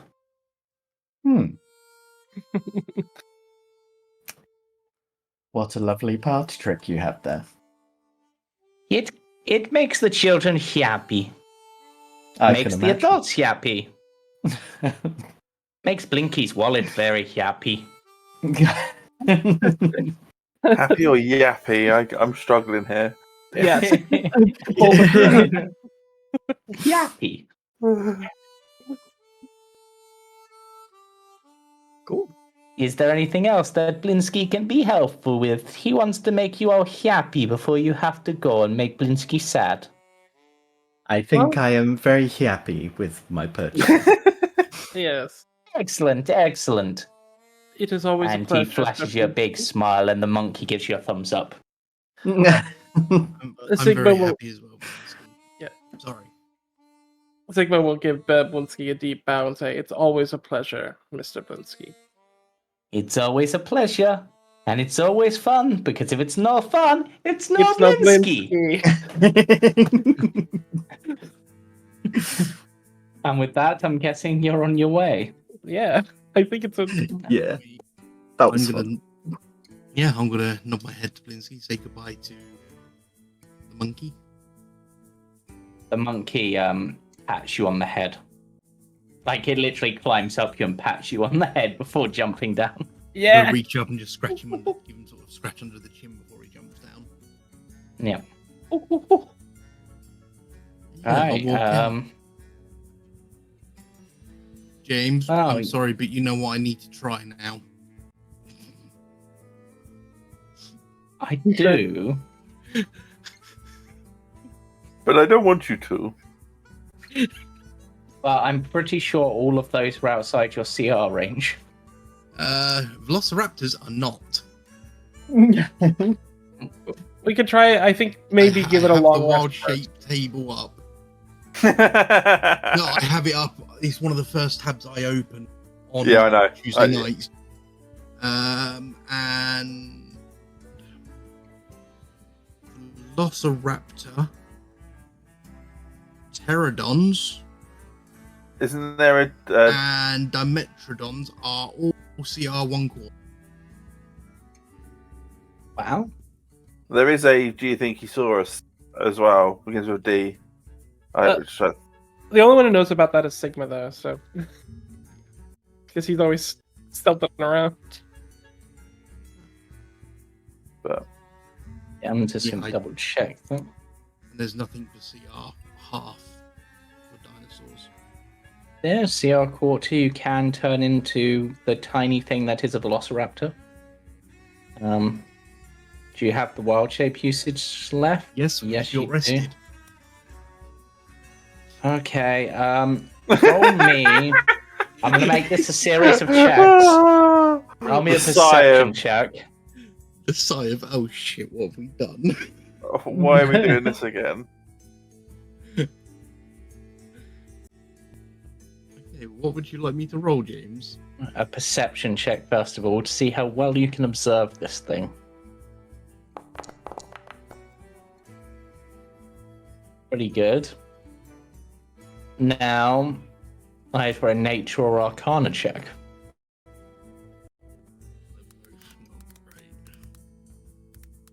I thought druids would be good with nature. They are if you take them yourself. Hey, Okay. I probably could do a backflip at 17 decks.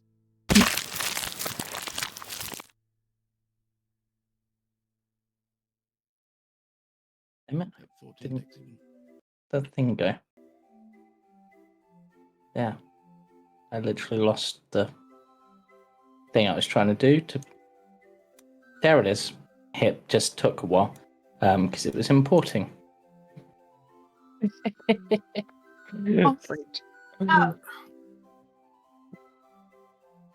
There you go. It's amazing.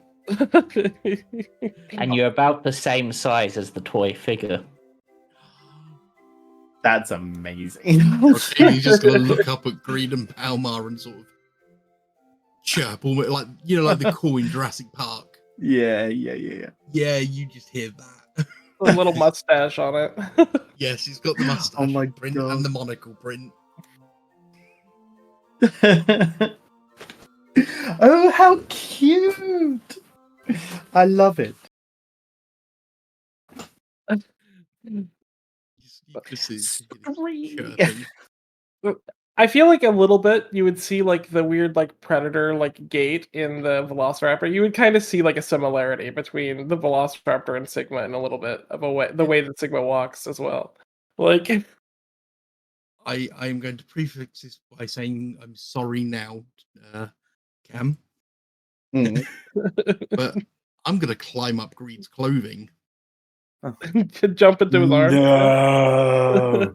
Velociraptors No. have the little hook claws. Oh no. I mean, couldn't you have done that with the spider? It would have been way more funnier. No, because I would have to kill him. He has a tiny dinosaur climbing up his clothes, ripping it slightly to sit on his shoulder. And he'll just start flailing. Get off, you idiot! And that makes him hook in deeper, so he doesn't get thrown off. I imagine Whilst that's happening and Greed is distracted, the Raven comes and lands on Greed's horn. Oh no. It's just flailing about, slapping. I imagine it's a Velociraptor, like with arms like on Greed's horns, and then a Raven on top of the Velociraptor's head, stacked on Greed's head as Greed's arms are. The totem pole. The Raven briefly spreads its wings to give a totem pole effect before flying away again.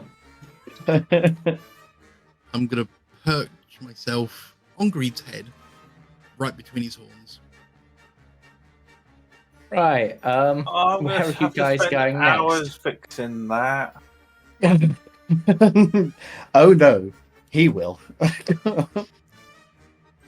Just it won't be right. You know I'll have to do it. I know.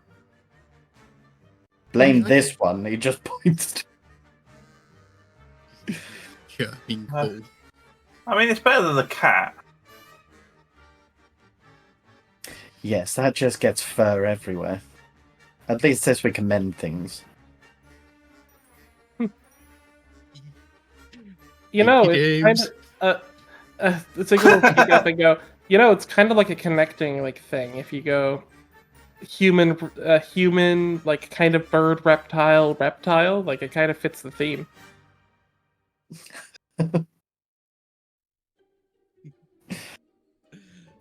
So, I forgot Velociraptors are tiny. Yeah. He'll just raise an eyebrow and turn to everyone. So, a drink? Probably a good idea. We had a visit, and I don't think we should tell about the visit out in public. No, we do have things to discuss. We could go to the tavern. Yeah. We might want to find a quiet booth. Yeah. So, alright, let me get you to the tavern map, where again we don't have you. We don't have you. We don't have you. We have you. So just getting the map ready. Greed is upside down for some reason. Best place for him. Yeah. And I'm gonna delete Octavian on that screen because I need to redo Octavian from the other screen. He needs the half-dead one. Well, he needs the Velociraptor one. Sorry. Is the main thing. I did want to ask, because we were kind of glancing over it. The secondary, you said that you were going to place a letter with the bones or something, or at the end of last session, or that there was something with the bones. There was the other bag as well that you had mentioned in passing. Yeah, I will get to that. That can be something to discuss when we are in the tavern. Okay, that should be everyone. Just because it was mentioned in passing during the session, so I didn't quite get it down on my sheet. Right, so you have arrived back at the tavern. You obviously have your rooms if you want to go talk in your rooms in private. That's not a bad idea. We could buy drinks and then head up to our rooms.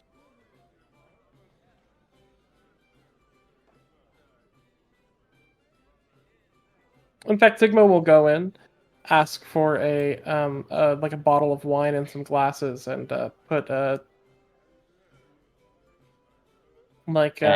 gold down.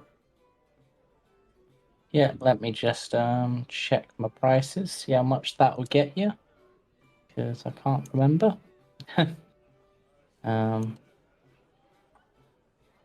So, so a pint of the Red Dragon Crush is 1 silver. So if you're putting a gold down, you've got 10 pints of the stuff. Okay, yeah, that's assuming fine. you don't want change. No, and I'll that'll do be that. put on a tray. Yeah. They can hand me a bottle if they prefer to do that. And I can pour it. Oh, well, their wine's not really stored in bottles, it's in kegs. Okay, yeah. I'll Yeah. just say that. I'll just put it on a tray and carry it up. Yeah. I'm dexterous enough. Right.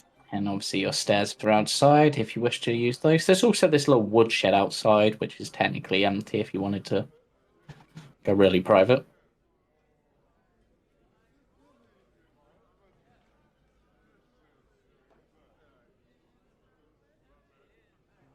I'll ask permission to update token.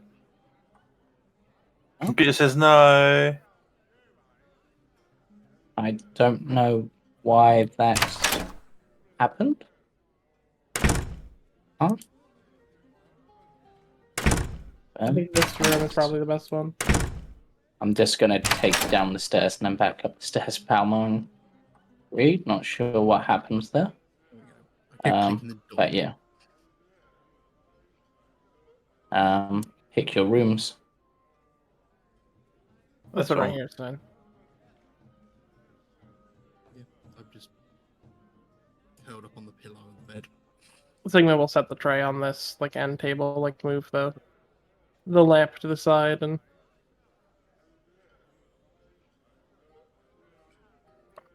that Greed use the chair should he want, or the bed.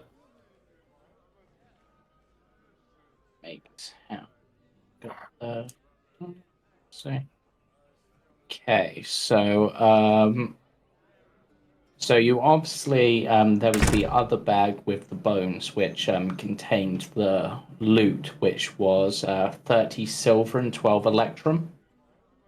Okay, yeah. Okay, 30 silver, 12 electrum.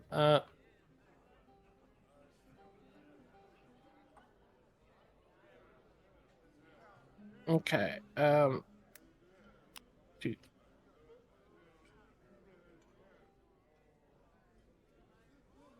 This is. Sorry, I'm just chuckling at something that's happening, but that's fine. So the lector is actually more of a contract of sorts. And it is signed Vasily von Holtz.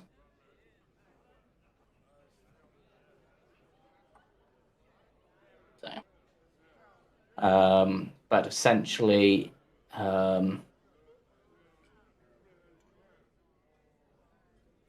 he has been essentially it details the price for shipping in the vampire spawn, storing them, and assisting them with their plans with promises of further business to follow.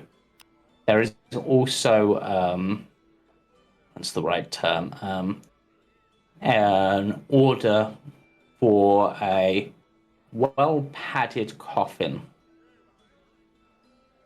to be payment to be delivered upon completion. Payment being 2 platinum pieces. Well, that might be difficult to do now. Yes. Sigma will hold out the contract to Greed and say, "This was with the bones. Mr. Vasily, I don't believe that's going to be our Misha's Vasily, considering he's new."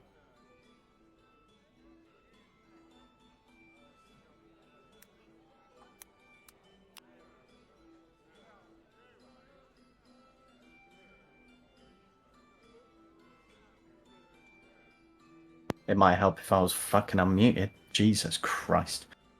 Yeah, I was about to be like, Greed, you there? Yeah, sorry We about lose that. you. Greed said, well, seeming as this may not be possible, we might have ways, or at least other means of work. We were approached by one of Lady Wachter? Lady Wachter's men. Wopter. Wachter. Sigma will like perk up his ears and says,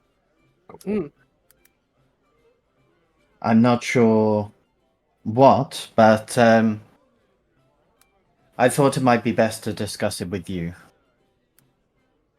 After all, it's better to stay in numbers.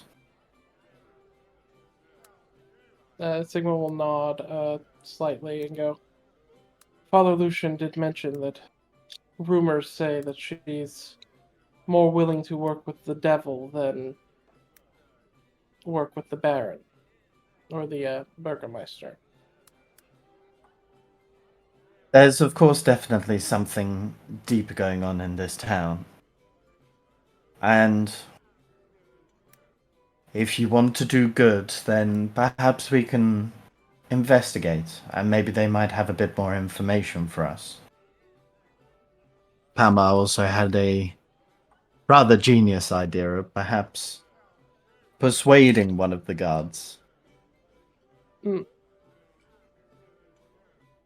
There's also the problem with the water, which is coming from the north. Exactly.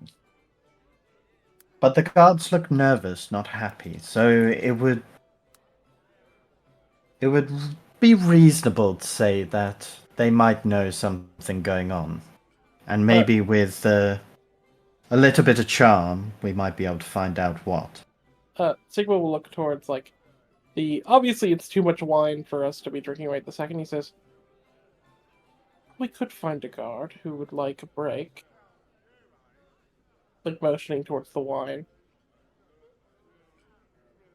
Well, I do also have means of persuasion. And he'll just kind of like twirl a finger and this almost like purpley pink energy starts to form. With hearing the wine, you just get this little chirp from Octavian. He sort of taps the bottle or the container as if to say, "Can I have some?" Oh yeah, he'll hand you one of the glasses with wine in it. It's actually, there's not a bottle. It's just there's a bunch of glasses on a tray. You're not allowed wine unless you change back. Let's have some manners here. What chances of fitting in the glass, James? Oh no! You're not that Or small. like my snout, or at least like the front. You could fit your snout, probably. Yeah. Yeah, I'm just gonna. Also, did I bring you up to this map? Because I'm not seeing you.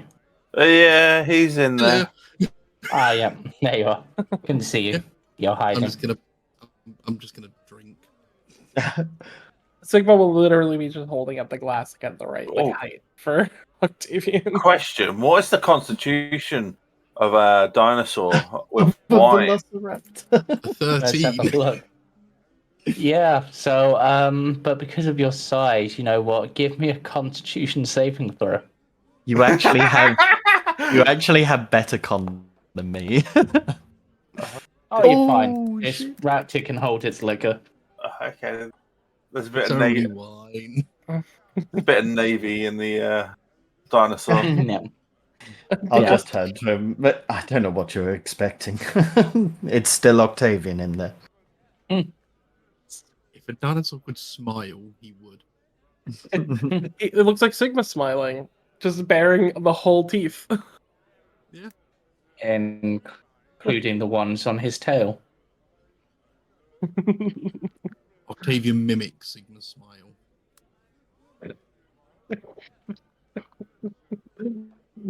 Now there are two of them. This is amazing, James. Thank you. Hey, I left it up to the will of the dice, and the dice wanted it. I had DCs in mind, and you beat them. So it is, but you are correct, Greed. It is worth taking a look into things. As like Sigma looks out the window into Vallaki, he says, "If there are vampire spawn in the attic here, there's surely something else happening in this city."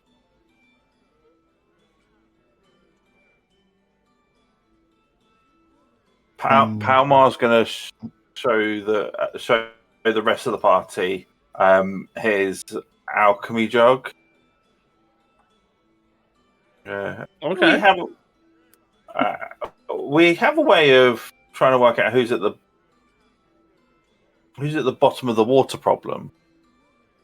We have a couple of vials that we can play a little trick on people with. The only people that know about this jug is those sat in this room now. So we should be able to deceive people for a while. What's your suggestion, Palmar?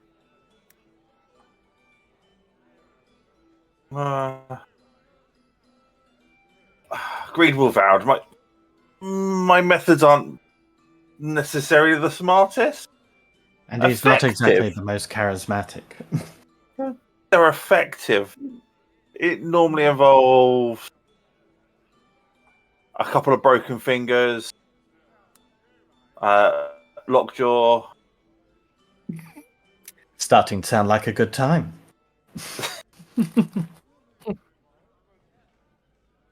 But might draw a little bit unnecessary attention to ourselves.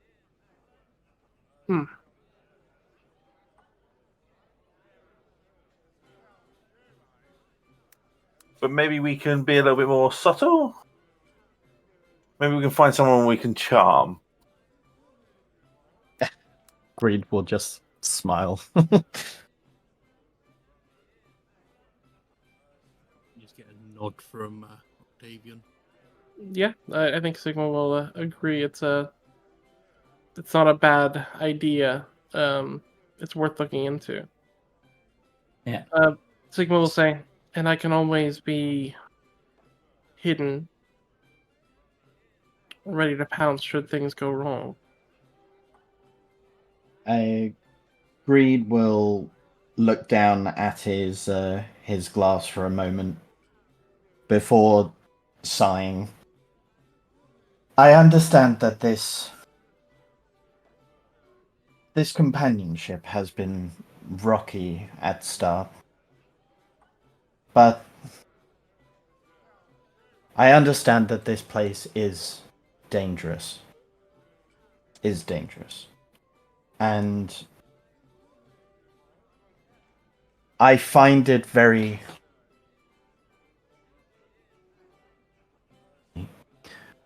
There's things that I've seen, things I've heard, just in my own city, that have always kept me on my toes, and is why it takes me a while to let people in.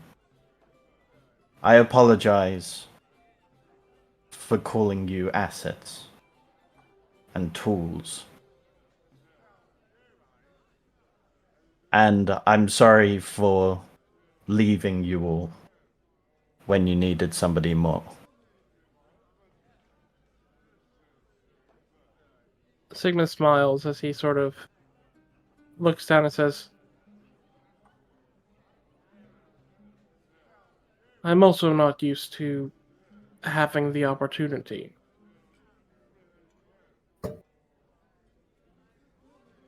All fights I have to fight are to the death.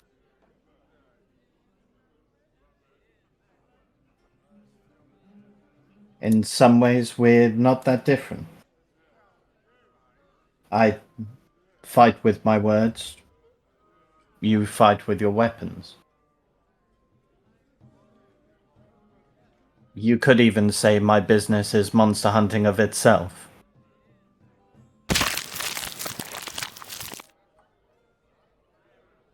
I think we're more useful to each other in general, rather than splitting off.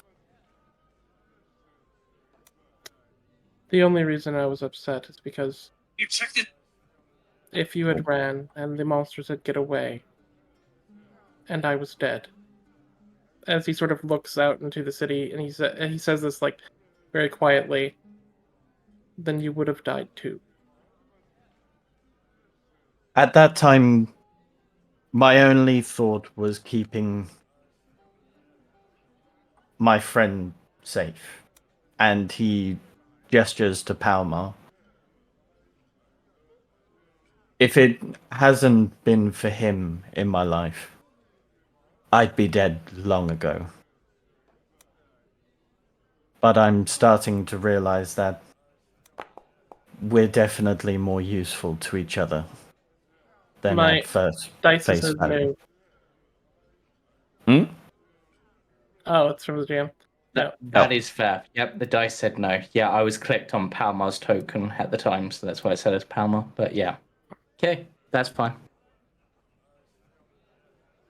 The thing is, And I'm looking Palmar. at this anymore as a drama. It's not really too important. Hmm?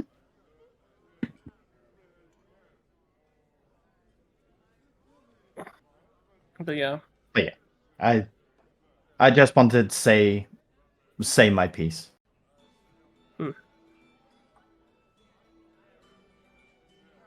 Sigma will stand up and hold out his hand and say, "Then we're in this together." Greed will sigh, stand up, and will hold out a hand. But if he, and I point to Octavian, threads another thread on my clothes, then I will burn him. I was like, as you turn around and point, you go to point at this little velociraptor. You just turn your head to have this hippo's face in front of you.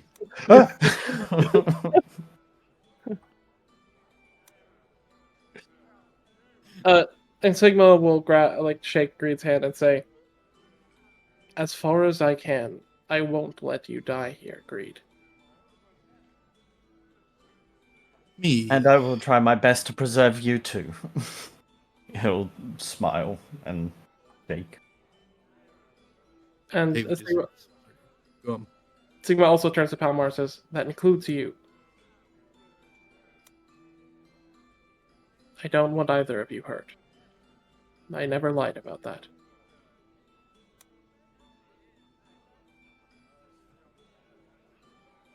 Instead of shaking Greed's hand over this, Octavian's just going to give him a hug. Oh, is that necessary? Yes. And just puts him on his head. Yes, it is. You see as he's speaking, you see as Sigma's shoulders go less slack. It seems like Sigma was working very hard to seem more put together than he was. As you see, as he just sighs a sigh of relief that Greed and Palmar weren't going to go off into the woods and die.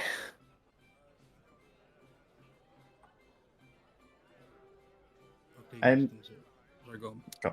No, you go. I was there. Octavian's going to sort of look at Brain just go. It's challenging being in a group where we're all equals. I'm used to being in command, having people listen to me, listen to my orders. It's something I'm trying to get used to, and I apologize if I've been overbearing at points.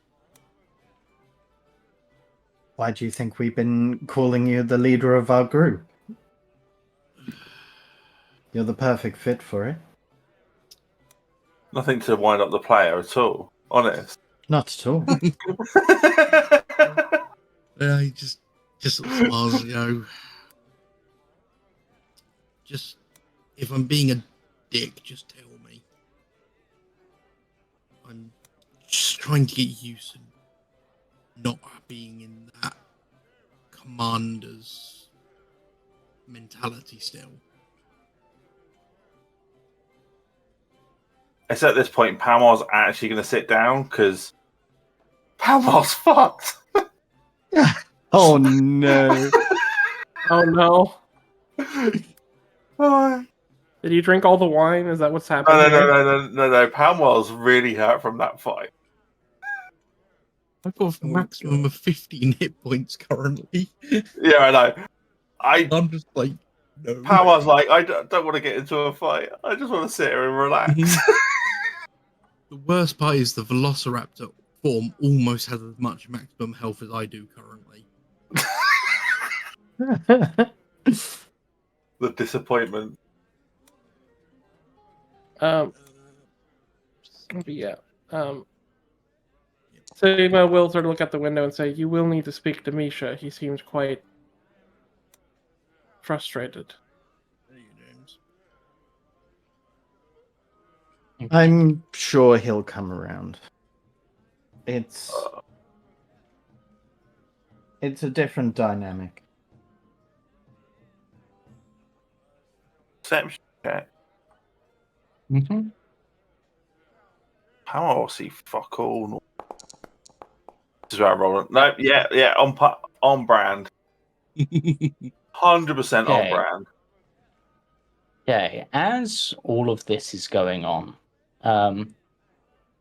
Octavian and Greed, also give me that perception check. Yep, no worries. Sorry, just for a little flavory bit, Octavian Sigma, if I could have a insight check from either of you two, just throughout that entire thing. Yeah. Sure. No. Octavian still think Greed's a dick. Oh, I know he's not a dick. Yes, he is. Jesus Christ, why are your insights so... I have a Awful. exhaustion right now. That makes sense. I rolled. I have a 4 to insight. So from that, or you can tell he's very genuine. There's something more to it. Sigma's always considering that Greed may have something more going on, but I think that if it was something important, Greed would bring it up. Very similar to sort of how Octavian's thinking as well. Yeah. Speaking of important things, well, it might be important. Octavian, as you're sitting there having this discussion, your gaze briefly looks out of the window and across to a large building in the distance, which looks quite fancy. You can probably guess it'd be the Burgomaster's mansion. Mm-hmm. And for a brief moment, you swear you can see like a crackle of purple light coming from the attic.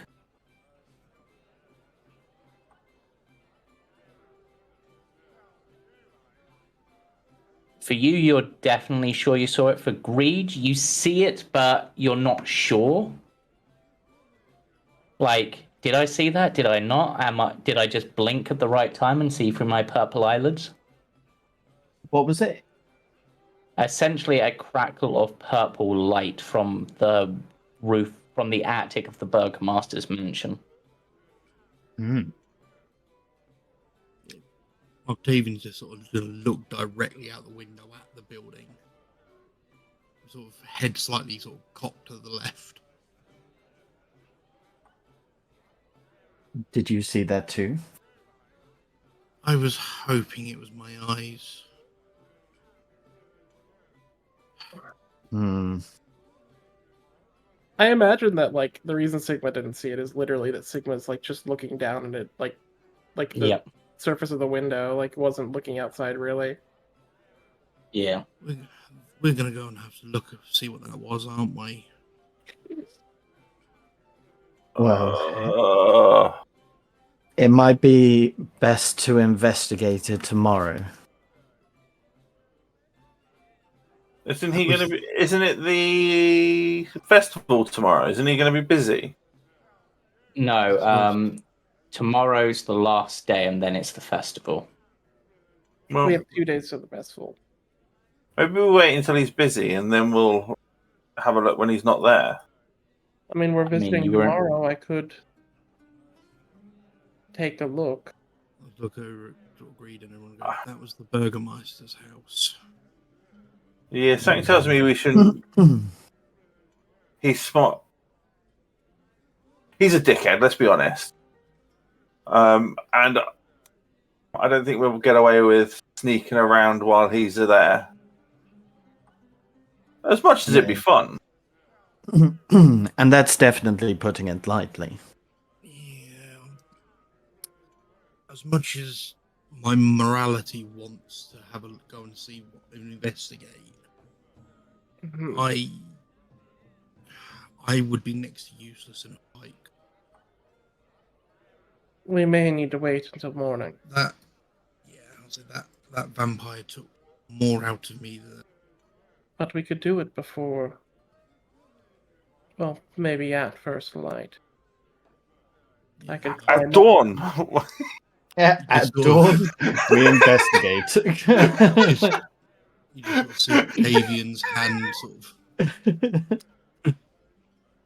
You just sort of see Octavian's hand sort of go up and scratch where the bite is.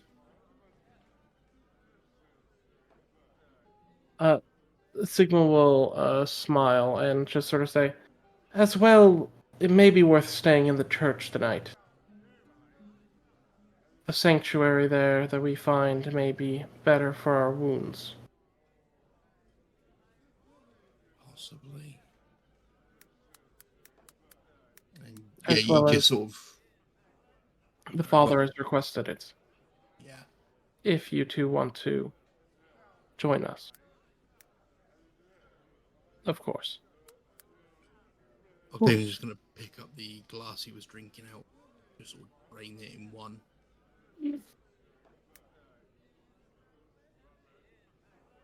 How big were these glasses, James? I mean, they're your standard wine glasses, but, Okay, well, that's fine, actually, no. They're technically pint mugs because they're not served in glasses. They're served in pint mugs. Tankards. Can I have a mega pint of red wine? Pretty much. You can give me a con save because of your low blood levels. Oh, God. Because technically you would be more susceptible with less blood. Nice. Yeah, you're now under the effect of the poison condition, as you are getting a bit tipsy and drunk. I mean, yeah. I'm arguing it's helping ease the pain in the neck. Oh, it is helping. It's helping. You're distracted from that, but you're also seeing tiny dragons just sort of circle your head, like in a classical, almost like Looney Tunes fashion. Very weird drunkenness. What's the time look like, by the way? You're probably like early afternoon because you've been wandering about quite a bit, but you haven't done a lot. So you've still got time today if you want to do other things. With his drunkenship. Day drinking. Maybe it'd be prudent to relax for the rest of the day. Regroup tomorrow when we're stronger. All together. I mean, if you guys want to just basically head to the church, rest up there, and be ready for the next day, have a long rest, essentially, you can. That is perfectly within your capabilities. I think the only thing that otherwise is, since he's in fairly well condition, Sigma may sneak around town, getting his ears to the ground to hear things and listen to what's going on in town. Just so that the day isn't wasted. But I mean, you do also have people in a few hours, so not too long, will start coming into the pub, so you might get some information there, depending on who comes in. There's also, of course, the tavern keepers who would have heard things if you wanted to speak to them, get any information. Yeah. I think it's just more like the way a hunter is sort of always looking for a new thing on the horizon, what might be in the area kind of thing, more so than necessarily talking to people. I'm more I'm rangering. I'm out here rangering real Yes. hard. Yeah, I will say though, would at this point, considering how conversations have gone, would Sigma want to go off by himself again? He may suggest the idea that he could like scout around town a bit to get a little bit better lay of the land, but he's going to let the others decide whether it's worth the risk. Okay, that's fair. Just thought I'd check that before. Because Sigma's quite good at staying unnoticed if he really wants to, as much as it doesn't seem the case. Yeah.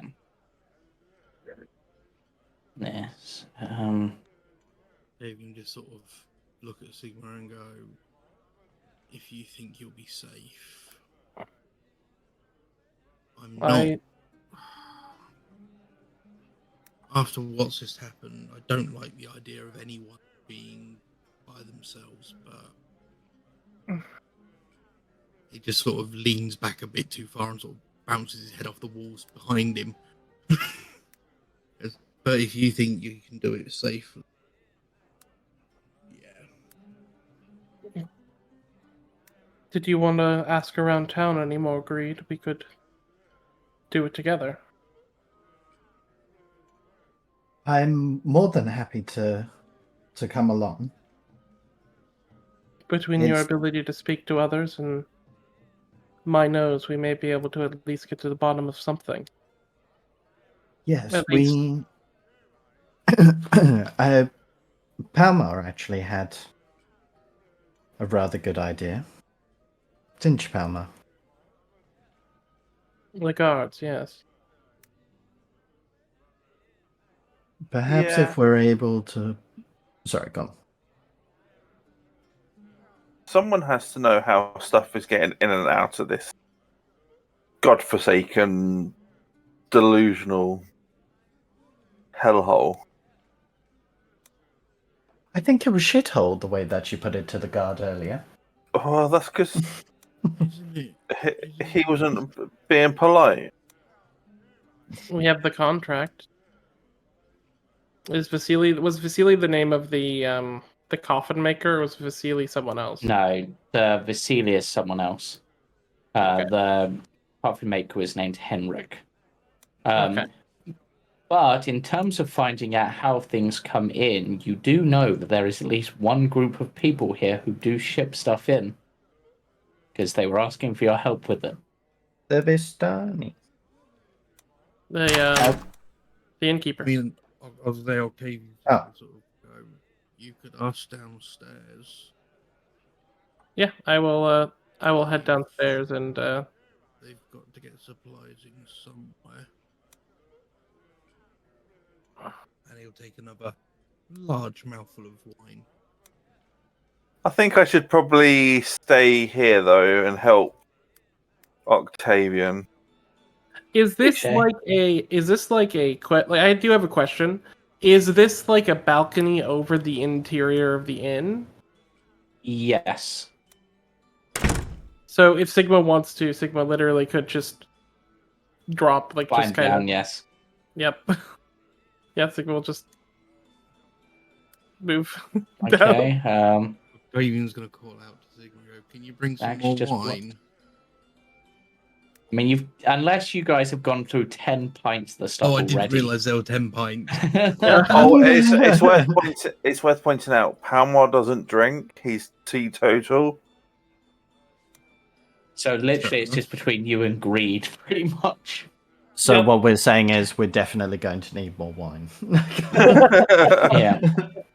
I think what we're saying is you guys might have a drinking problem. No. The innkeepers don't know you guys have a drinking problem because they're drinking enough for 5 people, like the right amount. Greed, are you joining Sigma downstairs for this talking? Yes, I will do. Hopefully Palmar's not following. If Greed wants, I genuinely Sigma would just carry Greed, like as he sort of does his little climb. He would just sort of in one arm. I don't think we're at that point just yet. He'll take the stairs. Palmar, did Yeah. you say that out loud about the drinking?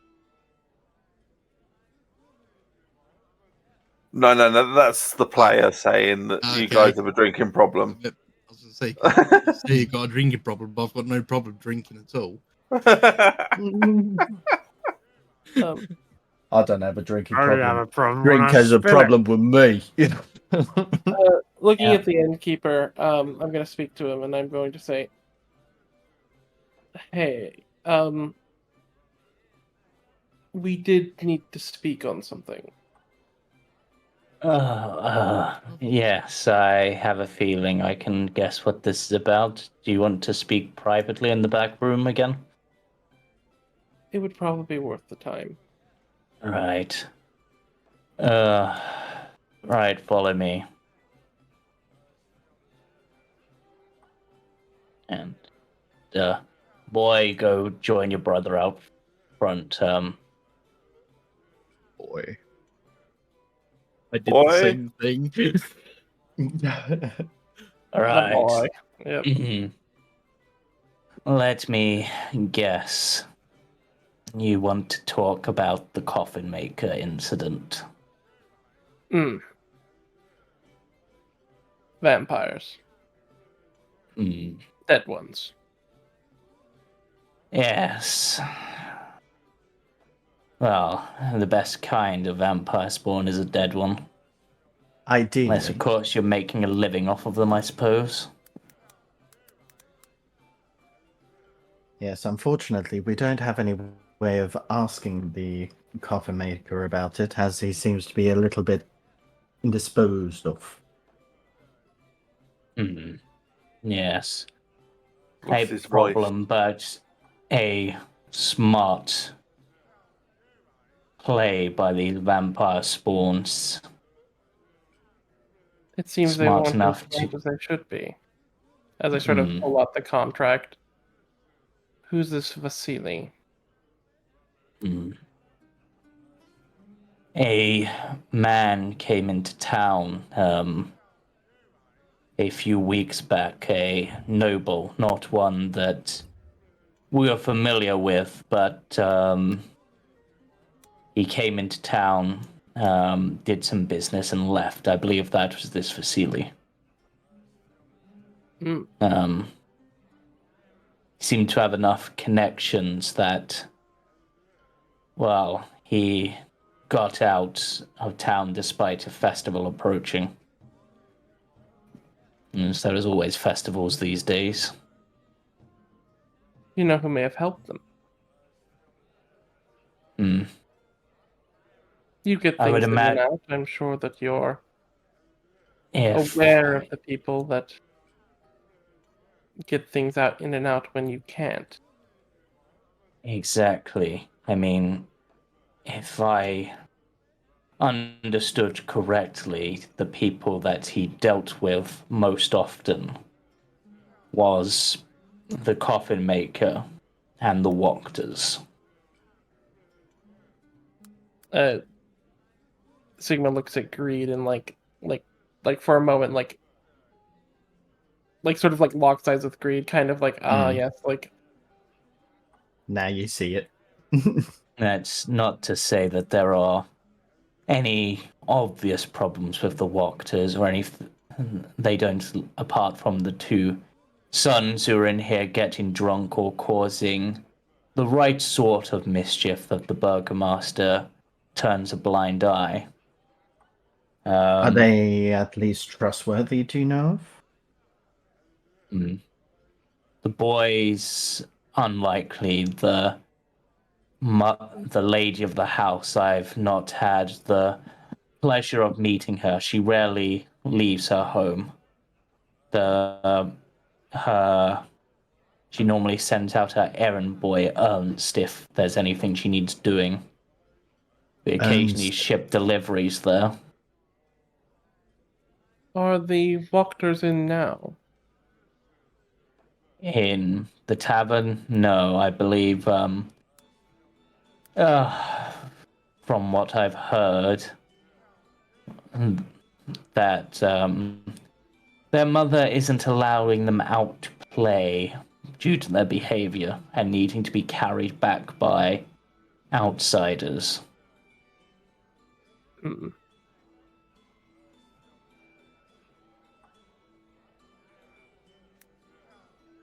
Well, it might be worth paying a visit. I know they generally do dealings around here. It might be worth having a little chat.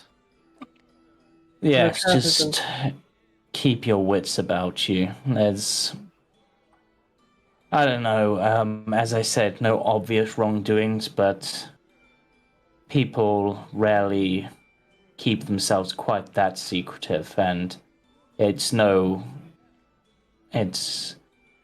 secret that she has a particular disdain for the Burgomaster and his family. The reasoning, I'm not sure, but...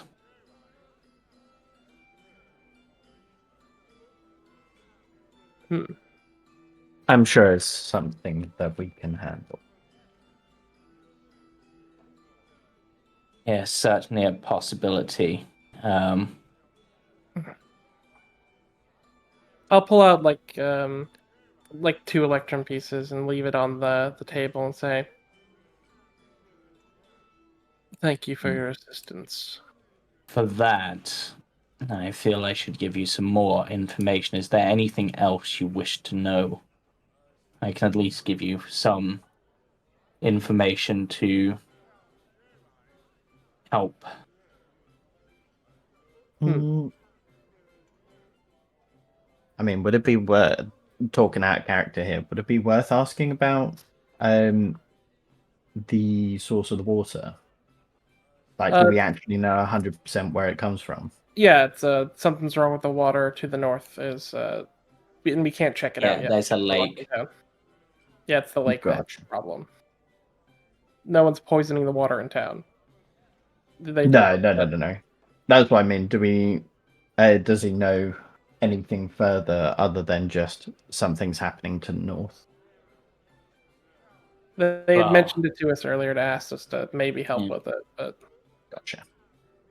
Yes, when it comes to the water, we've been doing our best to keep an eye on things. All that is obvious is that there aren't as many fish as there are, and the only person who ever seems to have any luck when they go out is a fisherman by the name of Bluto. Bluto. He's in here fairly often, but only in the evenings. But from what I understand, even he's not had much luck recently, but he keeps trying. I see. New baits, I believe. The only other rumor that's been heard about the lake, though I don't know, is that there was a man at the north of the north shore, but this was a while back, who was shooting lightning bolts into the water to kill fish. Might that be our wizard? Maybe. Certainly sounds like him. Yes. And I suppose as you folk are planning to hopefully head west to assist us with our own transportation troubles, I should warn you of the haunted mansion that way. Another one. Another one? Oh, no. It's a large mansion. Rumors circle that a dragon died there long, long ago. Oh. Interesting. And you're saying to stay away? Well, ideally, I assume.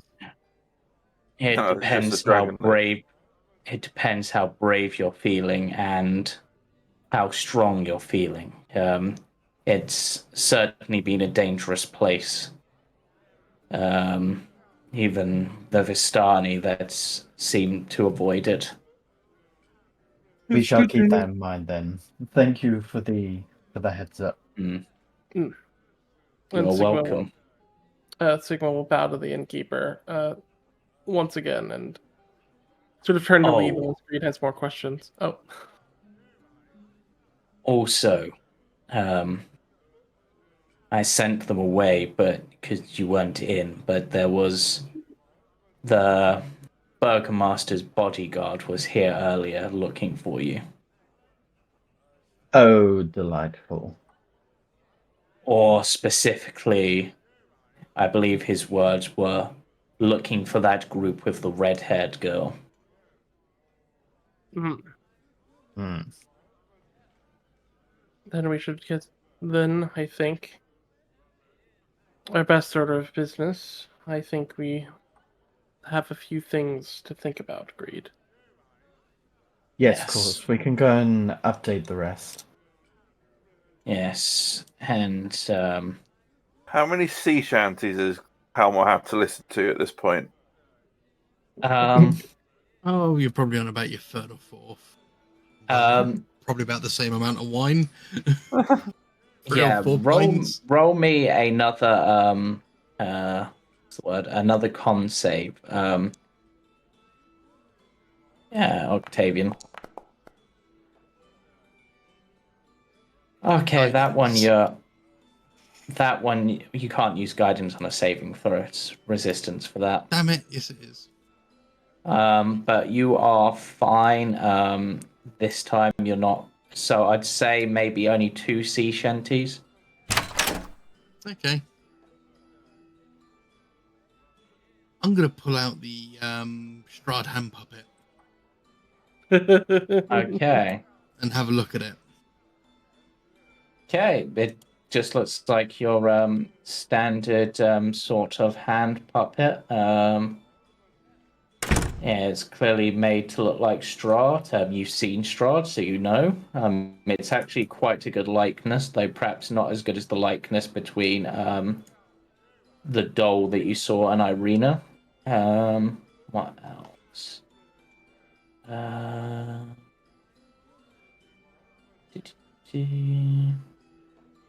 It looks like it would fit a glove, like a glove over your hand.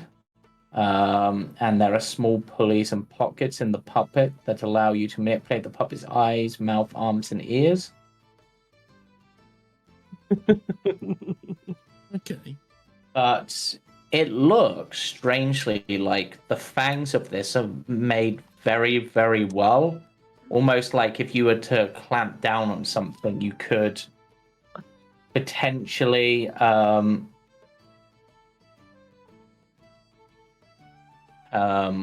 break the skin. Actually do damage. Your skin? Yeah.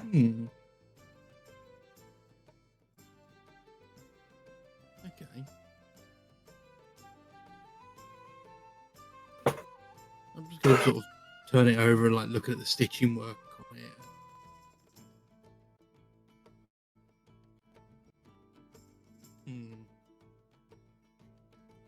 Sigma comes up and sees Octavian. He's like, "You're sloshed." I'm fine. Okay, and with that, he will slide the hand puppet on. Okay. And I knew this was going to happen. I had one of those feelings. Something's going to happen. He is now fisting Strahd. Yeah. Somewhere in Castle Ravenclaw, you just hear a.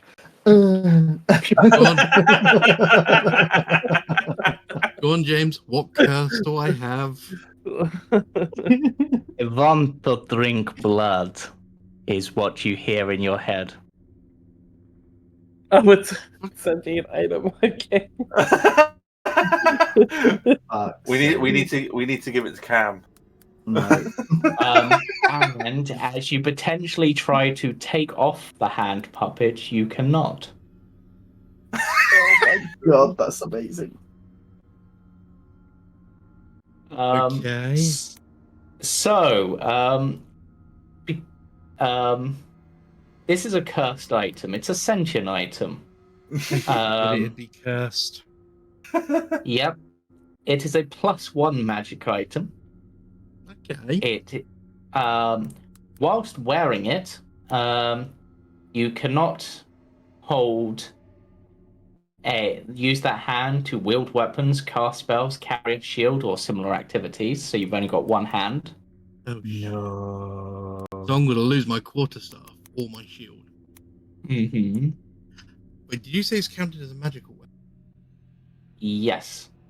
Oh, that's fine then. I don't actually need to shillelagh to capture Okay. a weapon. So, it enhances your unarmed strike to make it a +1d4 +1. I'm going to say because I'm going to give you that.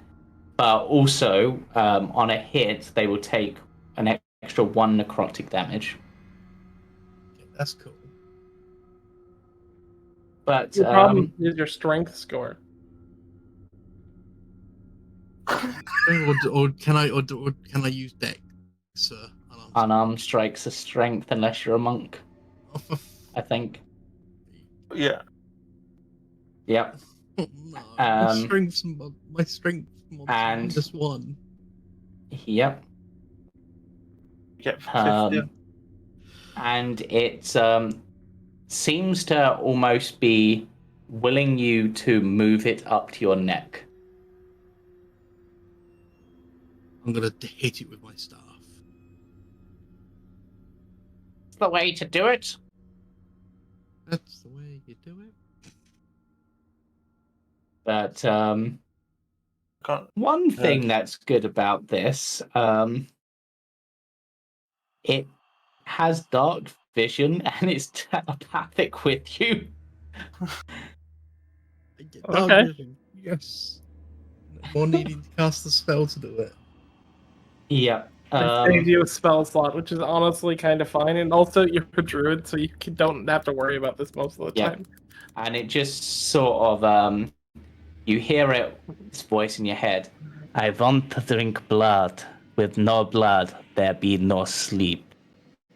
I thought there'd be no whiskey. Oh boy! Oh boy! Oh no! So I'm gonna at this point. I'm gonna say, can anyone Hear what? that is your puppet. Oh my god, it's a count! No! If Octavian tells Sigma about this, Sigma will literally go over, stab his hand with a dagger, and like let the blood like drench the face of the doll. And it literally it slurps up the blood. Done that. And I'll just roll a d4 for the dagger. Because I'm not trying to stab myself super bad, so I won't add my modifier. Not a self-harming video. I'm just gonna point it. But should I be worried? Oh, most certainly.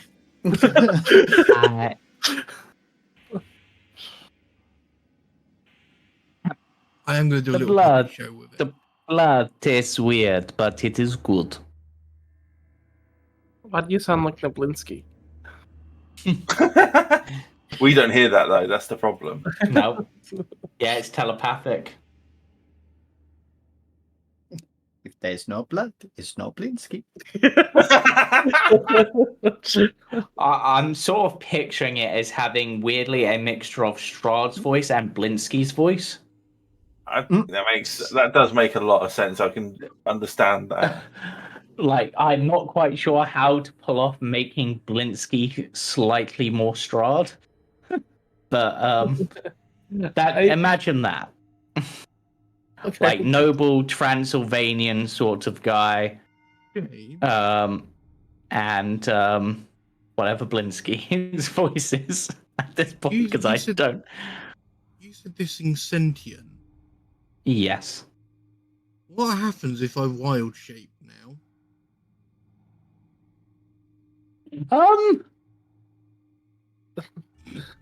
I guess it forms into your body as part of that. But it's sentient, so it's not part of me. But it can't be removed. it stops existing in the meantime. It's forced to. I think it literally, because it counts as a weapon, it will either merge into your form, or basically disappear like other items you have. Okay. No, I was Or just if more the form curious, allows it, you could choose to have it stay on a limb. Yeah, like if you went for like the ape, for example. Ape. Could Yeah. I have it scaled down to my size, so I would be like this little velociraptor with a puppet? Yes, it will Yes. scale with your On size. the end of, I think that on the end of the toe. I think that the. I mean, on the end of the little arms. I think that the Oh. Strahd should also wild shape into a bat whenever he wild shapes. Now that's actually a pretty good idea. I like that. I kind of do like that, actually. I might.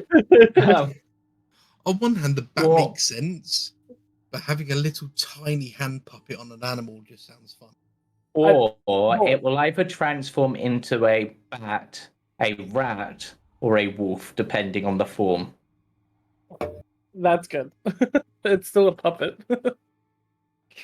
What stats does it get? Yeah, but it's still a puppet on your hand, but it Yeah. just looks like a bat. Or it looks like a wolf. It will basically, whatever There you go. unarmed strike you do with a hand or equivalent will be like a claw would be a +1 and do 1 extra necrotic damage. That's pretty- There you go. I love this. I don't hate him. Yeah. I don't hate it. Yeah. It just means I've got a look of. Can't do I anything will about it. explain the other effects. So essentially, the puppet's purpose is to consume blood. That's his whole thing. If it doesn't consume blood, which is done by essentially attacking with it or feeding it blood, it will bite you while you sleep, inflicting damage and negating a long rest. How much Oh, blood is no. needed? How much blood is needed?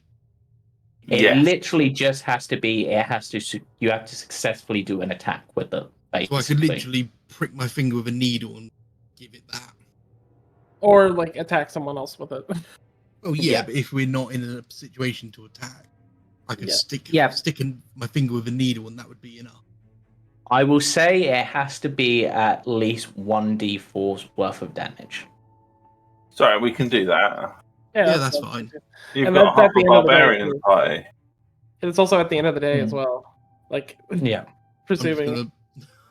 He's saying that like, half a barbarian. I'm just gonna look at Palmar and go, yeah, okay. Okay. Oh shit, yeah, going back into character. You see, this is what I'm talking about. The hatred of. Sentient. Am I going to listen to another rant about how sentient weapons are terrible? He's already going. Actually, I'm going to say, because I've just read this, when it can be used as enemy, you can actually use Dex for this. Oh, okay. Sick. Thank you. that makes things better. I have +2 Dex. Yeah. Because with the thing that we've got this from, it does D4 plus the Dex mod of the puppet, so it makes sense there with your Dex mod if you're attacking with it. Yeah, that works. What we need to do is we call the puppet Tiny Strahd. So like Strahd shows up and he has to contend with Tiny Strahd. Hey, look. Strahd, look what happens when you upset the party. You get fisted. So we need to make it the party's goal to have the Strahd puppet be the last thing that touches Strahd before he dies. And then it becomes the new Strahd. Yeah. I'm gonna look at the puppet and go, I'm gonna call you Strahd's. Strahd von Sorry. Zabra. Tongue's not working. Yeah. Strahd von Zarabitch. Because as long as you feed me blood, you can call me whatever you like.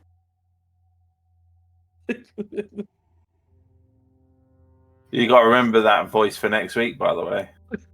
And I every will second try. afterwards. Yeah. Totally get rid of it. Yeah, this is your doom. I was going to say, at this point, you're all watching Octavian talking to this hand puppet, but hearing nothing. Yeah. Sigma, if Octavian tells Sigma this puppet's talking to me, Sigma's just gonna assume it's telepathic. Like, Oh yeah, he tells you he's talking to him, but I also am 4 pints of wine in. Yeah. I'm just going to look That's over. a lot of wine, by the way. I think that's on par with about 2 bottles. 2.5 bottles Yeah. of wine, something like that. Yeah, that's a lot, even for a. Yeah, give me another con save. The 1 pint is 56 centiliters, a rough bottle of wine, roughly a bottle of wine 70. So if I'm 4 pints in, that's 227 centiliters. Yeah, give me a con save at disadvantage. 3.5 bottles of red wine. Oh, fuck. I think the correct term is cunted. You're actually somehow managing to staying stable. He was completely cunted. Sigma starts pouring. Fine. Sigma starts pouring like a little bit of the wine over the puppet's face as well. The puppet drinks it and just goes, "I want to drink more wine." And on that bombshell, because I don't want to go into too much more plot stuff about the full party. Shall we have us head back to the church? Yeah, the church, and we do long rests at the beginning of next session?